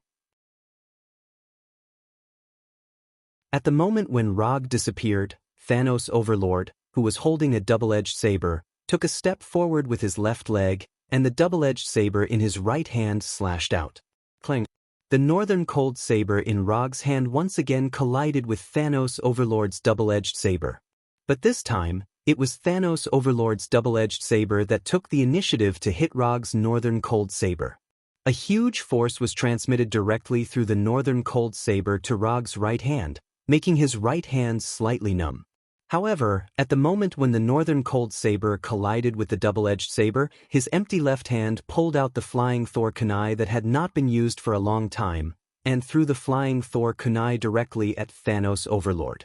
Uchiha Ryu Throw. Although Rog is not an Uchiha clan member, his throwing technique is not worse than the Uchiha clan member, and is even stronger. The physical strength of Thanos, who was obviously a level stronger than Roger, sent him flying without any suspense, causing him to fly out uncontrollably. Rog never expected himself to be able to compete with Thanos Overlord in physical strength. Including being hit now, everything was in his plan. Rog, who was holding the northern cold saber, flew out upside down, and the flying Thor kunai that was thrown out by him also came in front of Thanos Overlord at this time. As an experienced fighter, Thanos Overlord certainly can't ignore the existence of the flying Thor kunai.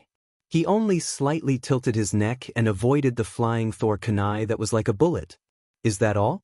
After easily avoiding the flying Thor kunai, Thanos Overlord couldn't help but lower his evaluation of Rog. Using a throwing weapon to launch a second attack, this tactic can't be said to be wrong. It's just that this tactic appeared at this time, it's obviously a bit inappropriate. This is not in line with Rog's strength, but it also has the mentality of underestimating the opponent. It's impossible to make an accurate judgment of the enemy's strength, which means that Rog is only SOSO. Just when such an idea just emerged in Thanos Overlord's mind, an instinctive sense of danger instantly emerged in his mind. No, this is not the end. Thanos Overlord just wanted to react, But everything was too late. Flying Thor second stage, Flying Thor chop.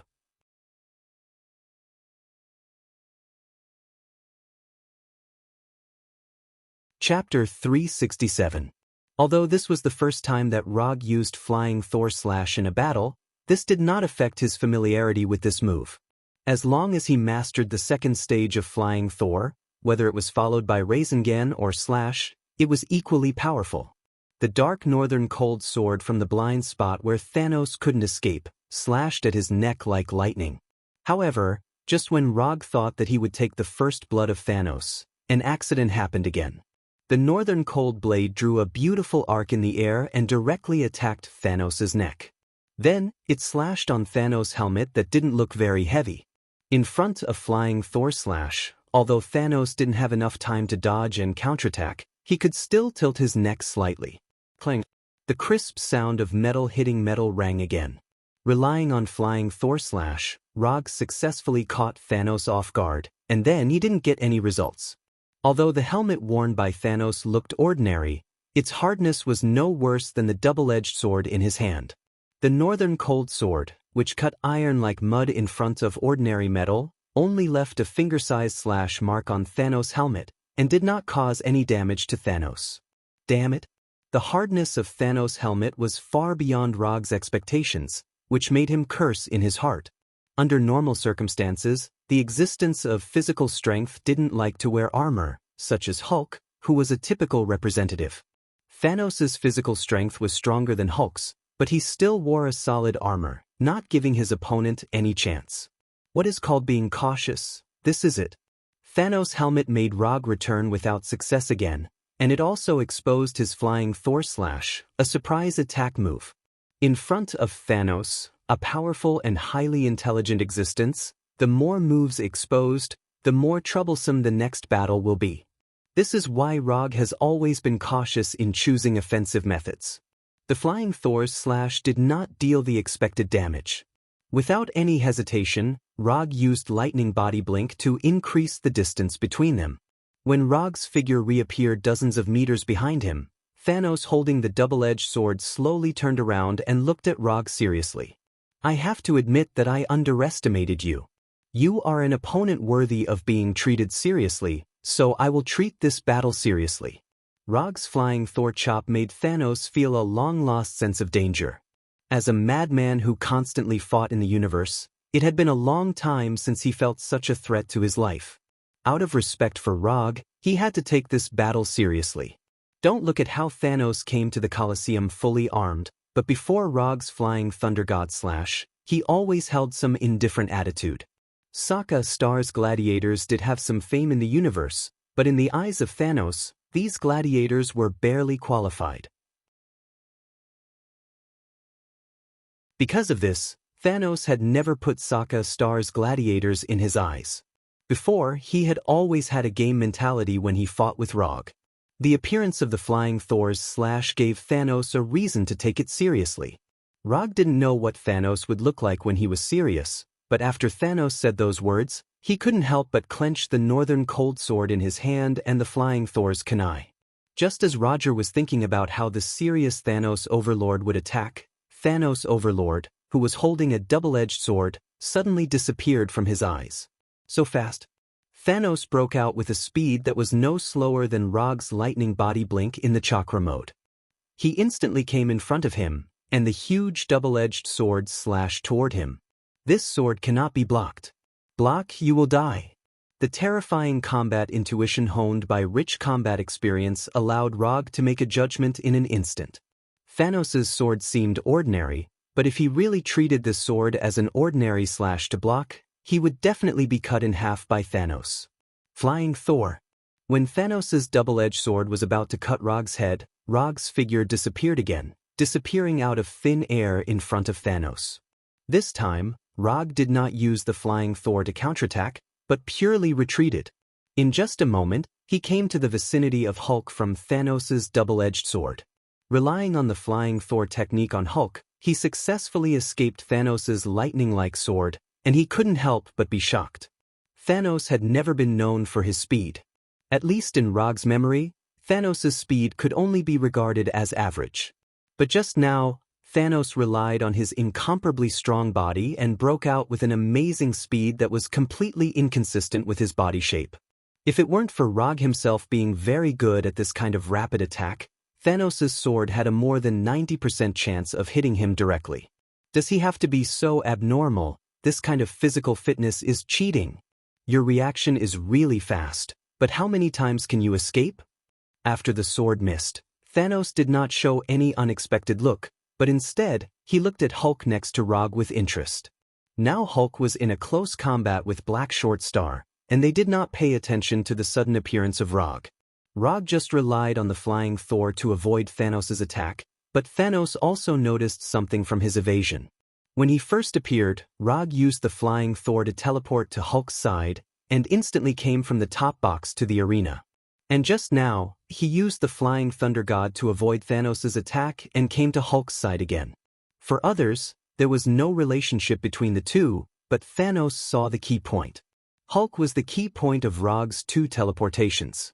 Coupled with the previous flying Thor, Thanos immediately found the fatal weakness of the flying Thor. Rog's teleportation required a key space jump point. Although Thanos didn't know how the flying Thor did this, Rog's teleportation reminded him of the spaceship's space jump in the vast universe. You'll know if you try it? Roger now found that he increasingly hated Thanos, an opponent with rich experience and keen combat intuition. Although Thanos didn't say it clearly, he could see that Thanos had already seen the key to the flying Thor. The only thing that hasn't been mastered by Thanos is that he still doesn't know the existence of the flying Thor technique. If you only know how to dodge, you can't win against me. As soon as the voice fell, Thanos attacked Rog again. Exactly the same as before, Thanos instantly crossed the distance of tens of meters and waved a powerful chop. The double-edged saber slashed toward Rog with full power, but Rog stood silently in place as if he didn't see it. Who told you that I only know how to dodge? While talking, Thanos' double-edged saber came in front of Rog, and it was only the last tens of meters away from him. However, it was this short distance of tens of centimeters that became a moat that the double-edged saber could not cross. The huge and sharp double-edged saber was held by an equally huge light blue right hand. The sharp blade slashed on the bony hand formed by chakra and was firmly grasped by the bony hand, unable to move. Manjikyu Sharingan, Susanoo.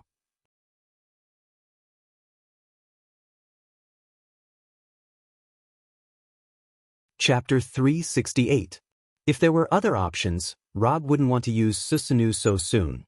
However, Thanos Overlord's performance made him have no choice but to use this powerful ninjutsu not long after the battle started. Although Thanos Overlord without Infinity Stone couldn't release energy attacks, his powerful body allowed him to have extremely terrifying physical attack and physical defense. If described in the words of the game, the current Thanos Overlord was a cheater with both the attack power of a full level 6 God armor and the health and defense of a full level 6 God armor tank. Although Rog will fight like a berserker when he goes crazy. But in the end he is still a ninja similar to an assassin. High attack, low health, and fast speed, this has always been his battle positioning. However, Thanos Overlord's cheat-like existence just restrained his best fighting style, so he had to use Susanoo early. When Susanoo appeared, Rog also removed Raitun Chakra mode from his body. Now, he hasn't reached the level of combining Raitun Chakra mode and Susanoo at the same time.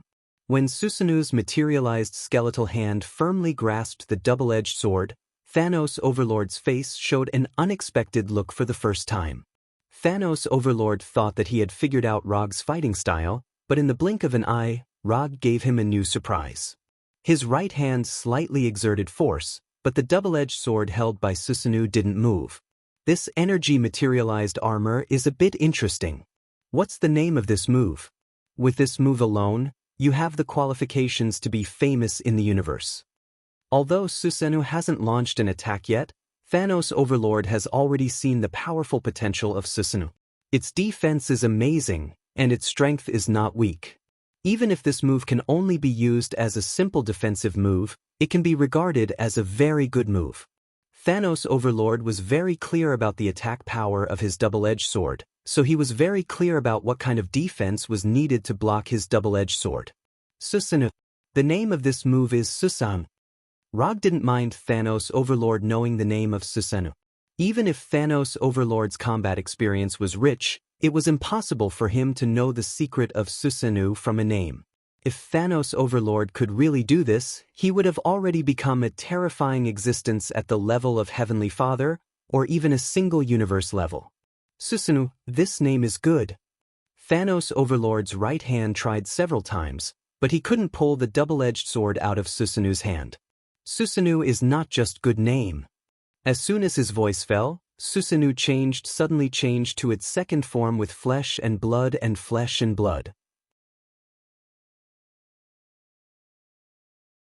The initial form of Susanoo could be used to temporarily resist the attack of Thanos, but if he wanted to truly display the power of Susanoo, he still needed to upgrade it to the second form with flesh and meridians. In the Hell Sage mode, Rog once upgraded Susanoo to the third form with armor for a short period of time.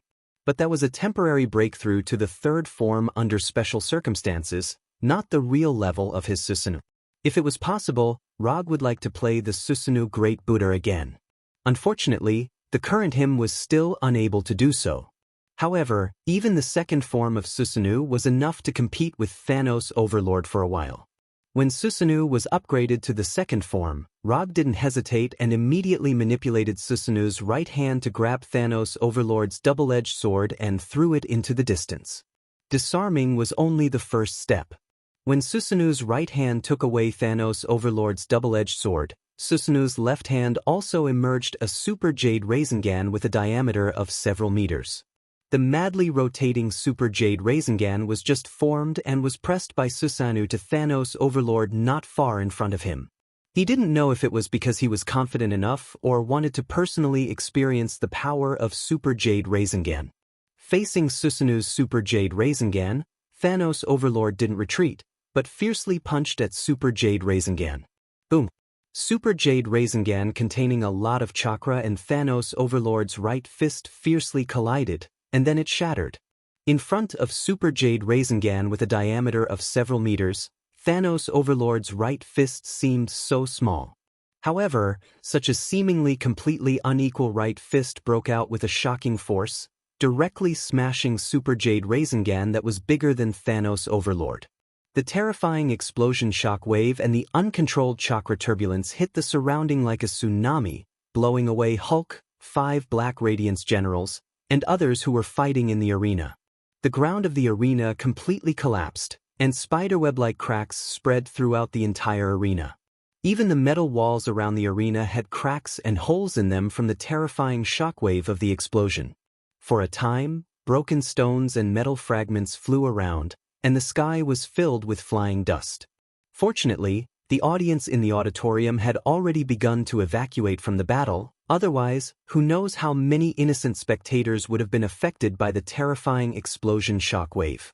Although the sudden explosion shock wave blew away Hulk and others who were fighting, it did not cause any obvious damage to them. Except for those Sokka City guards who were easily dealt with at the beginning, everyone fighting in the arena was not weak. Although it would be a bit embarrassing to be blown away by the shock wave, that was all. When the explosion shockwave had just dissipated, Ebony Throat and the other 5 Black Radiance generals wanted to support Thanos Overlord, but before they had time to step out, they were stopped by Rogswood Clone and Hulk. This was a battle between Thanos Overlord and Rog. Whether it was Thanos Overlord or Rog, they would not let others intervene. You really surprise me more and more. I'll give you one last chance, join me, and I'll spare your life. Thanos Overlord, who had smashed Super Jade Rasengan with a punch, said again. I also appreciate you, but I don't have the interest to become someone else's subordinate. As soon as his voice fell, Rog once again controlled Susanoo to launch an attack. Although there were not many ninjutsu that Susanoo could use, it was completely enough for close combat. Rasengan, Super Jade Rasengan, Super Jade Rasengan, Chidori, Chidori Stream, Chidori Sharp Spear, Thunder Sword Draw, Lightning Palm, Lightning Release, Rog regarded Susanoo as his original body and released one ninjutsu after another. And Thanos Overlord also seemed to be tit for tat, using his completely unreasonable body to face Rog's Susanoo with his bare hands. Rumble, the sound of thunder and explosions continued to sound, and the already ravaged arena became even more dilapidated.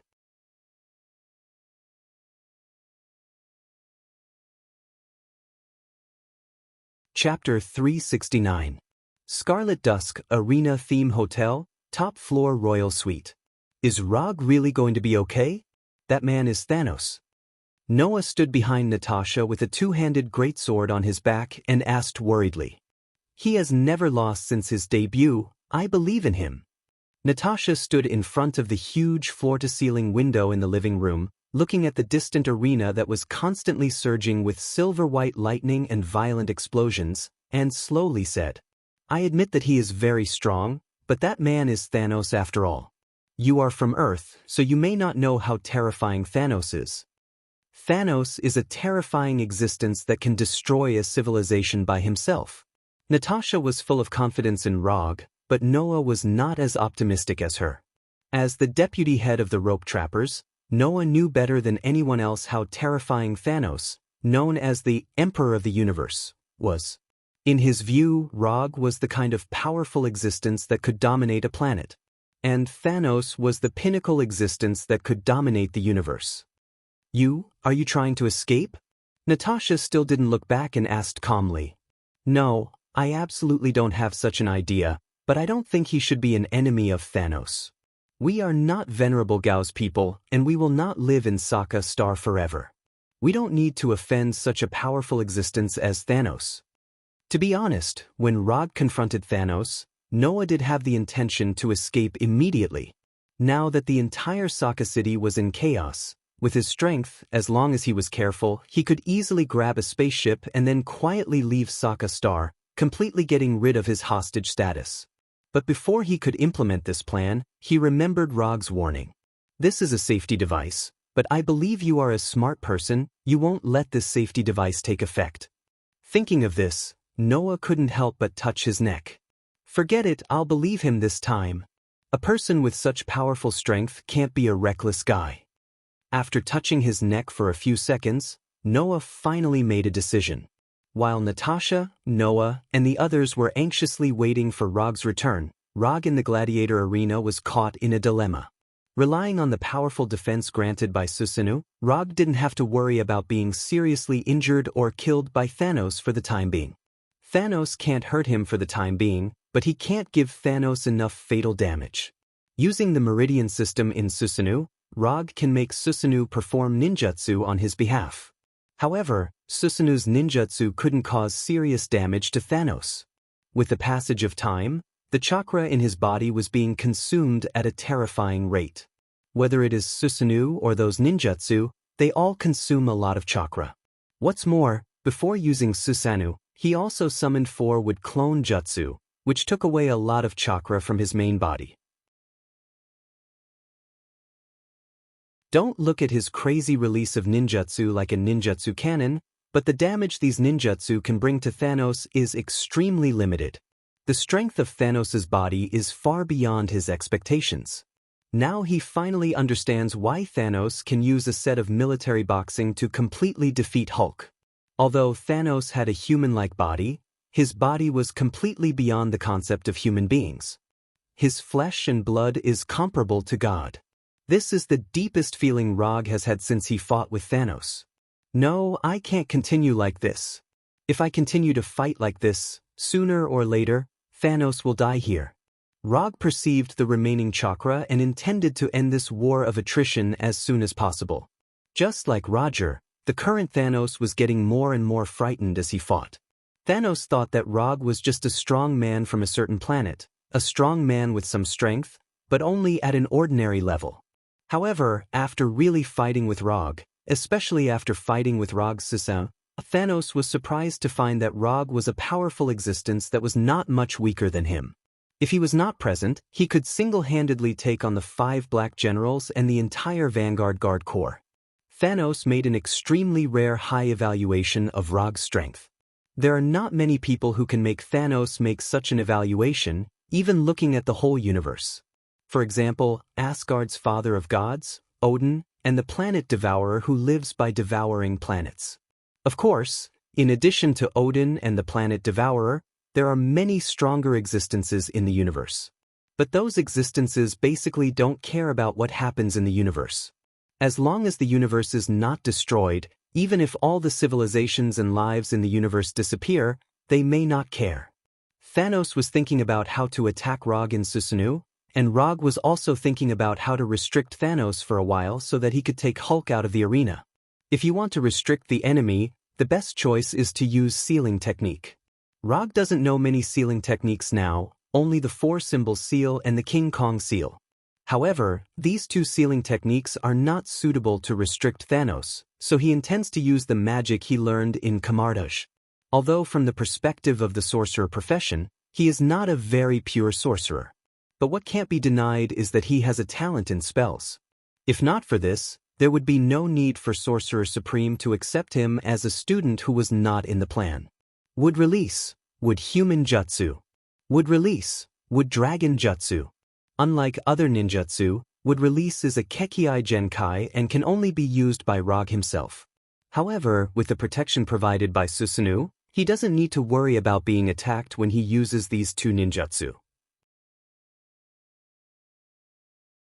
Under the control of Rog, Wood Arhat, more than 10 meters high, and Wood Dragon, tens of meters long, emerged from the ground and directly attacked Thanos, who was attacking Susan.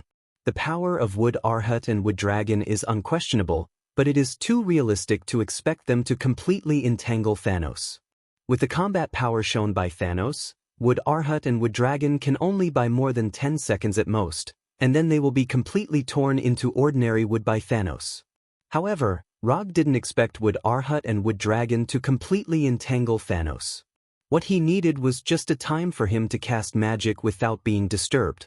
When Thanos was repelled dozens of meters by Wood Arhat and Wood Dragon, Rog immediately removed the Susanoo that had been fighting for a long time and mobilized the magic in his body. Rog's hands quickly made a few gestures like ninjutsu, and then, the orange-red magic halo wrapped around his wrists like bracelets. Magic, Mirror Dimension.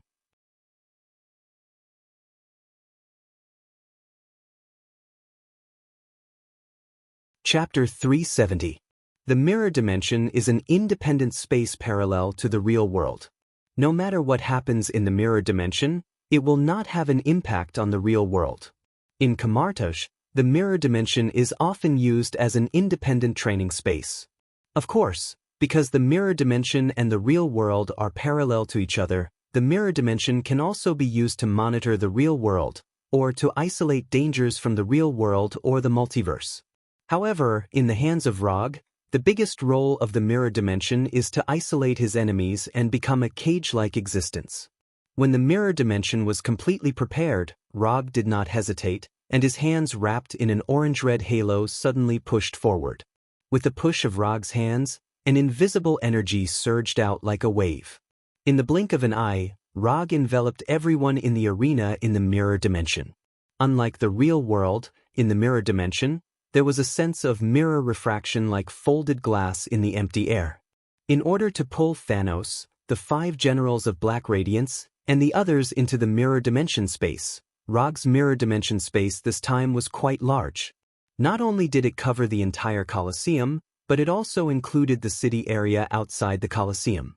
When the real world was replaced by the mirror dimension, Rog did not hesitate and immediately summoned the necessary prop for the portal magic. Rog used the mirror dimension to trap Thanos and others in the mirror dimension, not to change the venue to continue fighting with Thanos. Although he was somewhat helpless, he had to admit that he did not have the strength to completely defeat Thanos. Even if he enters Sage Mode or borrows Kyuubi's chakra, the result will not change. Fighting Thanos to a draw was the limit of what he could do now. Thanos is a relatively pure fighter. Although he can't control energy, he noticed the existence of the mirror dimension, but he couldn't figure out the nature of the mirror dimension for the first time. Unlike Thanos, Ebony Throat, who has the ability to teleport objects, discovered the difference between the mirror dimension and the real world when the mirror dimension was unfolded. Not only that, but Ebony Throat also discovered that the mirror dimension that Rog had just used was extremely compatible with his extraordinary ability. It was as if it was tailor-made for him. Among the 5 black obsidian generals, Ebony Throat, who had the ability to teleport objects, was the one who resembled a mage the most. Although his telekinesis ability was not magic, the effect it displayed was no different from magic. In addition, he was not good at close combat, so among the 5 black obsidian generals, he had always been the think tank and the long-range attacker. In the real world, Ebony Throat, who had the ability to move objects with his mind, could freely control the surrounding matter. After being forcefully pulled into the mirror dimension by Rog, his telekinesis ability became even more terrifying. Controlling matter in the mirror dimension was much easier than controlling matter in the real world. Sir, this is a special parallel space. He's planning to escape. Ebony Throat, who was originally entangled by the wood clone, flew to the side of Thanos Overlord and said respectfully. In the real world, Rog's wood clone could barely suppress Ebony Throat. After entering the mirror dimension, Ebony Throat's telekinesis ability had been terrifyingly improved, and it took him only a few seconds to solve the wood clone. Find a way to solve this special space. The guy on the other side must not be left alive. Now Thanos Overlord had completely no intention of subduing Rog. In Rog, he saw signs of being completely out of control. Continuing to keep Rog's life would only bring endless trouble to himself. Thanos Overlord did have some appreciation for Rog, but this appreciation was not enough to let him keep Rog, a troublesome character.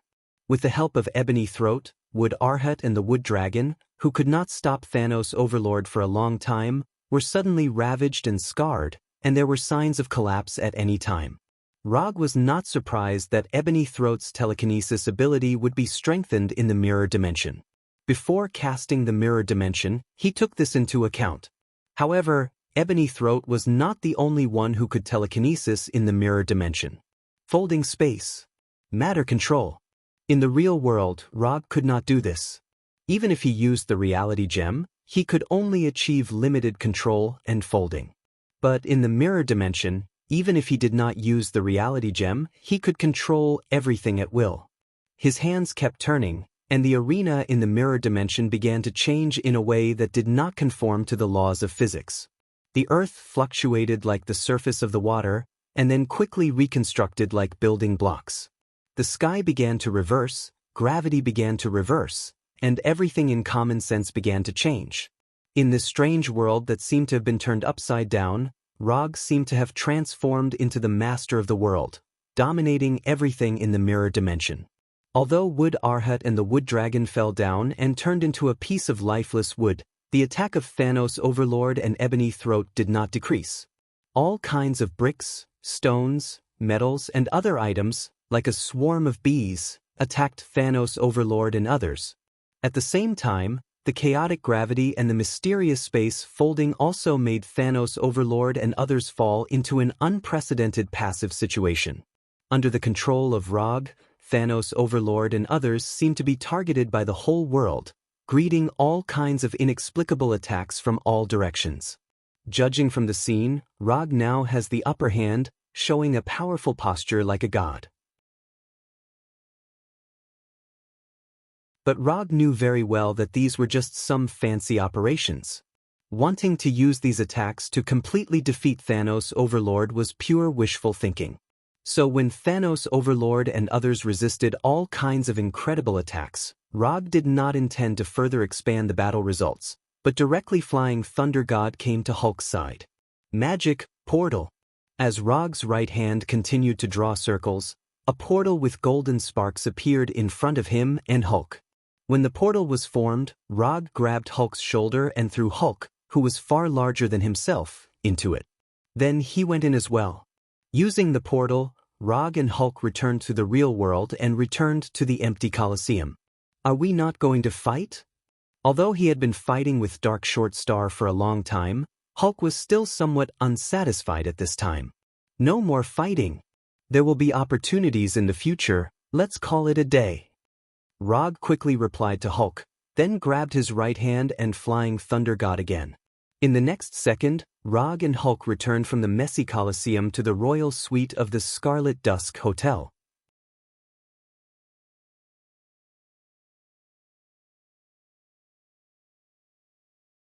Chapter 371. When Natasha and the others returned to the hotel first, Rog had already planned to use the flying Thor to bring Hulk back. If not for this, he would not have suddenly confronted Thanos Overlord and launched an unplanned battle with Thanos Overlord. Using the flying Thor on Natasha, Rog successfully returned to the hotel suite with Hulk. As for why Natasha had the flying Thor he left on her, it started from the days in the land of nothingness. But this is not a very important thing. Anyway, after that night, he left the flying Thor on Natasha's body and Ant-Man Scott's helmet. As the captain of this rescue operation, he still cares about his team members. Are you okay? Should we leave immediately, or stay and see the situation? As soon as Rog and Hulk's figures appeared, Natasha, who was standing in front of the floor-to-ceiling window, immediately rushed over and asked with concern. We're fine. Let's leave here first. Thanos Overlord is obviously prepared this time. Sokka Star may change its ruler in the future. Roger replied casually, then continued to ask, how's the exchange of the new star coins that I asked you to exchange? Most of the championship coins have been exchanged back to new star coins, about 1 billion, and there are still some championship coins that have not been exchanged. When they first came to Sokka Star, Rog used 500 million new star coins to exchange for 50 million championship coins. As a result, after spending indiscriminately on Sokka Star for a while, their 50 million championship coins grew to 1 billion new star coins, which was twice as much as when they first came. The most important reason for this was that Rog, Hulk, and Little Hay participated in the gladiator fights repeatedly. Although their odds later became lower and lower, when they first appeared, the odds were still normal. It was through this legal method of betting that their wealth not only did not decline, but became more and more. This also reflected the saying that the rich will get richer and the poor will get poorer and poorer. Don't worry about the remaining championship coins, let's leave Sokka Star now. Rog had more than 500 million new star coins on him, and with the money that Natasha had exchanged, it was enough for them to squander on Xander. I know where to get a suitable spaceship. When the slave hunters were transporting slaves to Gao Tianzuan, we went to his private hangar. There are many spaceships that meet the requirements for crossing the universe channel.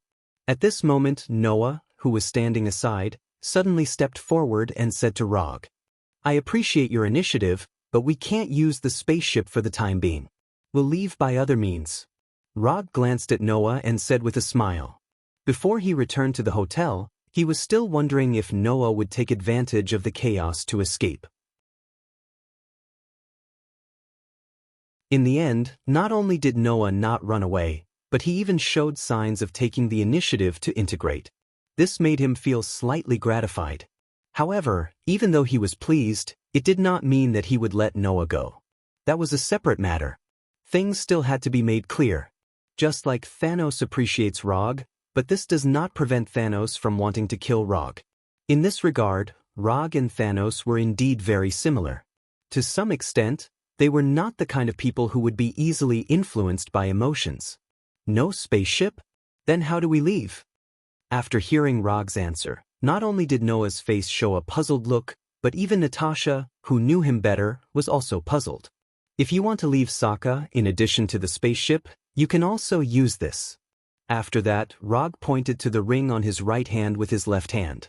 Under the puzzled gaze of Natasha and others, Rog drew a circle in the air as if drawing out of thin air.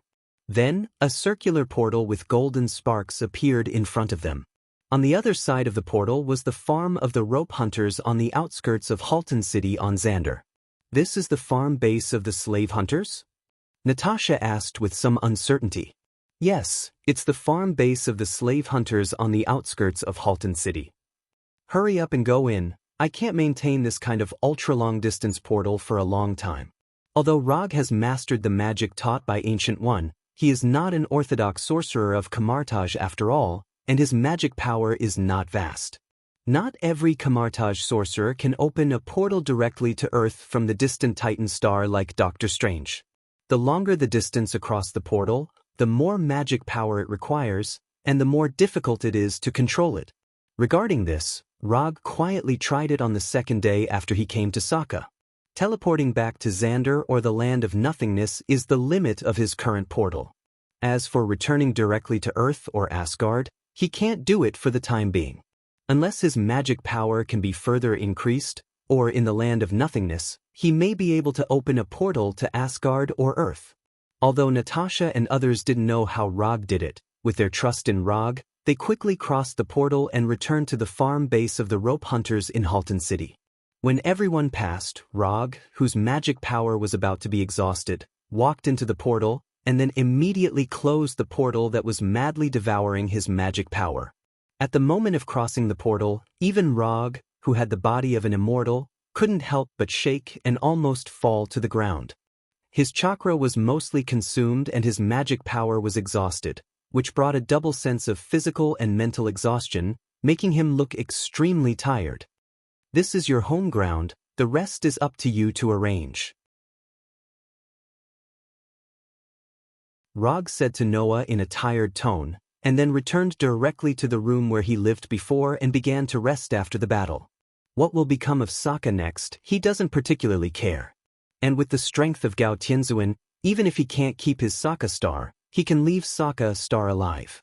Although Gao Tianzuan and his brother Collector don't look very reliable, they are old monsters who have lived for God knows how many years, and as a member of the Council of Elders, they are definitely not as weak as they look. As for what Thanos Overlord will do next, Rog is not too worried. After the fight just now, he has roughly understood the strength of Thanos Overlord.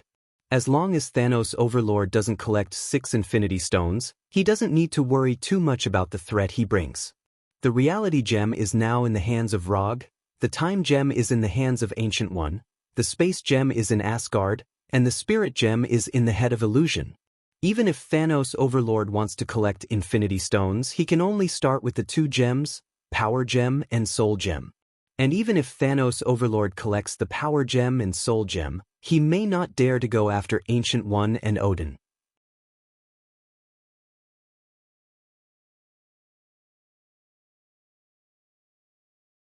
Chapter 372. The news that Thanos led an army to attack Sokka quickly spread. At the same time, the news that the 4th Hokage Rog defeated Ronin the Manipulator on Sokka and fought against Thanos without losing also spread. When he received the news, Rog was enjoying the traditional massage and relaxation service of Xander with Scott in New Star City, the capital of Xander. It has now been almost a week since Thanos attacked Sokka Star. 5 days ago, Rog and others left the farm base of the rope hunters on the outskirts of Halton City and came to New Star City, the capital of Xander. As the capital of Xander, New Star City is not only the most developed city on Xander, but also the headquarters of the New Star Corps. The existence of the New Star Corps makes New Star City have a public security environment far superior to other cities, and it also makes New Star City the city with the highest satisfaction among the residents of Xander. In New Star City, not to mention street fights, even the phenomenon of petty theft is basically eradicated. I like this planet more and more. It's just like Earth a few centuries later, a super technologically advanced Earth. Ant-Man Scott was lying on a massage bed, enjoying the service of 2 green-skinned Xander girls. You like it here, not because of the advanced technology here, but because you have enough money in your card. In the past 5 days, you alone have spent 50 million New Star coins. Rog, like Scott, was lying on a white massage bed, enjoying the gentle massage of Xander girls. Because of more than 1 billion New Star coins in hand, in the past 5 days, Rog and others used practical actions to prove what it means to spend money like water. Even the simple and honest Hulk also learned what it means to spend money as he pleases in these few days. But unlike Scott, most of Hulk's spending was used to enjoy delicious food. Even now, Hulk doesn't know which corner of New Star City he is enjoying delicious food. If you don't have any plans, I think we can stay here for a while. By the way, aren't you still waiting for the Ents of the slave hunters? I think you can give them a little more time. They are already working hard to find the Ents you want. Scott was now more and more glad that he had been chosen by Rog. This allowed him to experience the beauty of extraterrestrial travel. If you really like it here, I can get you a permanent residence permit and make you a legal citizen of Xander. You can stay here for as long as you want. After hearing Roger's words, Scott wanted to agree immediately. But before he opened his mouth, he suddenly realized something. If I really become a legal citizen of Xander, will you still bring me back to Earth? Scott asked worriedly. You're from Xander. Why are you returning to Earth? I have no intention of abducting aliens back to Earth.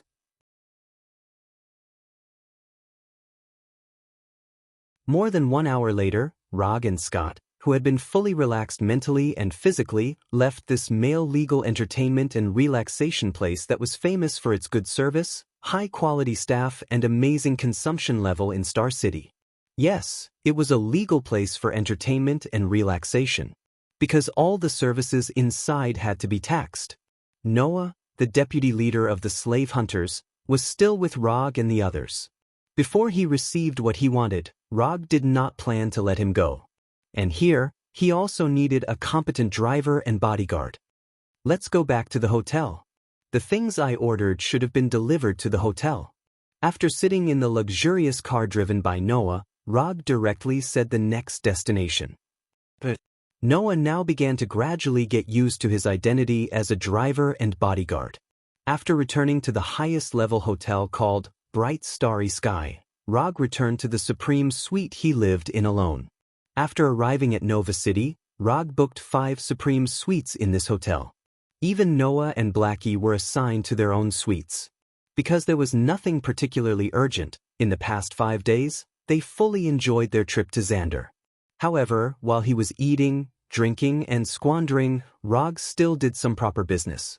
Large-scale acquisition of technological information and related equipment on Xander, and at the same time, various combat equipment, including energy weapons. Most of the civilizations in the universe look down on the civilization on Earth, and it is indeed reasonable. Many technologies that have not even been developed on Earth are public information with a confidentiality level close to 0 in alien civilizations such as Xander. Take the simplest spacecraft drive engine for example. This is a high-tech technology that has not yet been successfully developed on Earth. But for those civilizations that have opened the era of the universe, this is the simplest basic technology. Just like the cars on Earth, it is a technology that ordinary people can buy or master at will. Rog intends to pack a copy of these relevant technological information and take it back as a small gift for Hinata and Tani. As for the information and finished products of the energy weapons, he intends to leave them for his own Konoha. In addition to these information and items, he also commissioned a special acquisition firm to purchase living animals and seeds of various animals and plants on a large scale. Once these alien animals and plants return to Earth, they may trigger an uncontrolled biological invasion disaster. Therefore, Rog intends to throw these animals and plants directly onto the planet Tatooine that he is developing. Calculating the time, the infrastructure of Konoha Hidden Village on Tatooine should have been established by now, and it is time for the dead planet Tatooine to be rejuvenated. Rog originally had a more extreme and crazy plan to restore the vitality of Tatooine. Star-Lord's father, Igo, is a self-aware planet. Rog's original plan was to use Igo's power to restore the vitality of Tatooine. However, after considering the gap in strength between him and Igo, he temporarily put this plan on hold. Although he can't deal with Igo for the time being, it doesn't mean that he will ignore Igo's existence. In addition to being an important factor in his plan for Tatooine, Igo is also related to a super huge and important plan in his future. After fighting with Mephisto, Rog roughly inferred the limit that the system can reach. Although the strength of a divine father is enough to dominate one side of the universe, there is still a long way to go before Rog can achieve his dream of becoming the god of ninja. Therefore, he intends to restore the traditional craftsmanship of the Otsutsuki clan.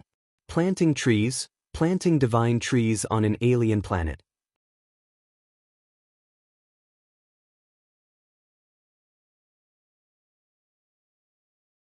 Chapter 373. An Otsutsuki who did not want to plant trees was not a good Otsutsuki. Although Rog was not a member of the Otsutsuki clan, he was still very interested in this traditional skill of the Otsutsuki clan. And before he transmigrated, he had the habit of collecting energy to plant trees every day. Now that he thought about it, he was really patient back then. After putting the latest information and valuable research materials into the psychic scroll, Rog left the hotel with the Flying Thunder God and came to a warehouse at the port of Nova Star City. Only the collected information and a small amount of valuable research materials would be sent to the hotel suite. As for the large instruments, weapons, and equipment, as well as the large number of alien animals and plants, they would be sent to another warehouse that was responsible for delivery. The one in charge of guarding and delivery was, of course, the hard-working Blackie. Blackie originally wanted to go out with Hulk to taste the alien delicacies, but after trying it for a day, he gave up on this naive idea. As a special symbiotic body, Blackie had no interest in these so-called delicacies. To him, food that was rich in energy was his favorite.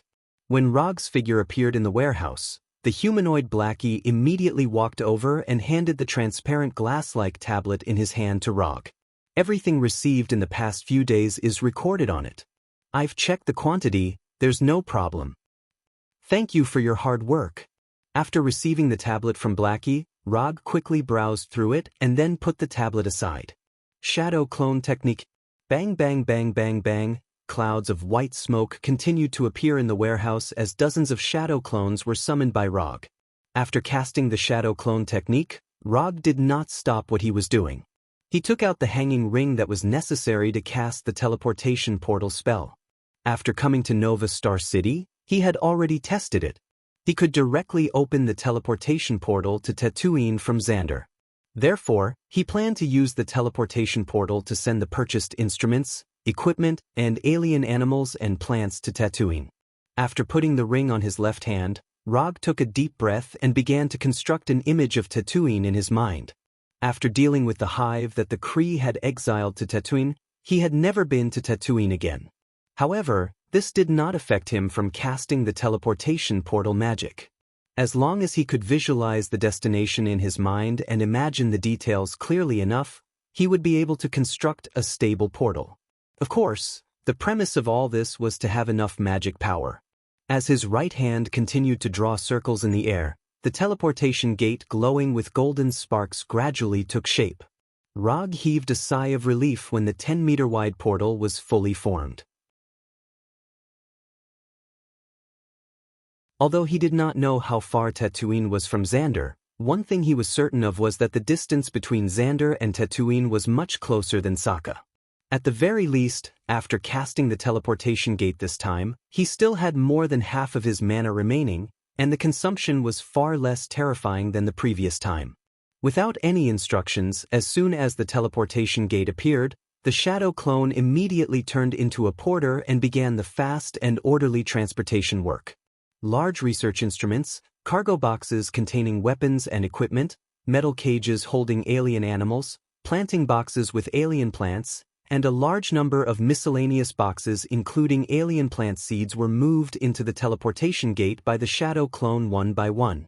While the shadow clone turned into a porter, Rog himself did not stay idle. He walked directly into the teleportation gate and summoned a mobile phone-like communication device from the summon scroll. Strictly speaking, this communication device, which was similar to a mobile phone, was a mobile phone. But unlike a normal mobile phone, this mobile phone can only connect to a special satellite network. I can actually find a signal. It seems that the basic construction of Konoha's hidden village is faster than I expected. Looking at the satellite signal that appeared on the screen of the mobile phone, Rog showed a satisfied smile and then dialed the only number on it. The number was connected within a few seconds, and the image of the 32-year-old young woman after marriage appeared on the screen of the mobile phone. Good morning, Rog-sama. Your current location is more than 1,500 kilometers away from Konoha's hidden village. A Quinjet and intelligent guard will pick you up later. Please wait for a moment. Although the Hinata on the screen looks very intelligent, Rog doesn't know if it's his illusion, but he always feels that she's not as pleasing to the eye as the Hinata in Konoha's headquarters. However, this also has something to do with the fact that the Hinata here is not the real Hinata. The one in Konoha's headquarters on Earth is the real Hinata. The one on Tatooine is just a clone program copied by Hinata according to her own program.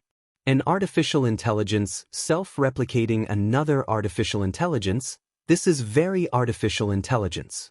When Hinata was doing this, Rog was always a little worried about whether she would create an uncontrollable artificial intelligence crisis. No need to pick me up, I will leave in a while. I will leave something here, you can arrange someone to come and pick it up.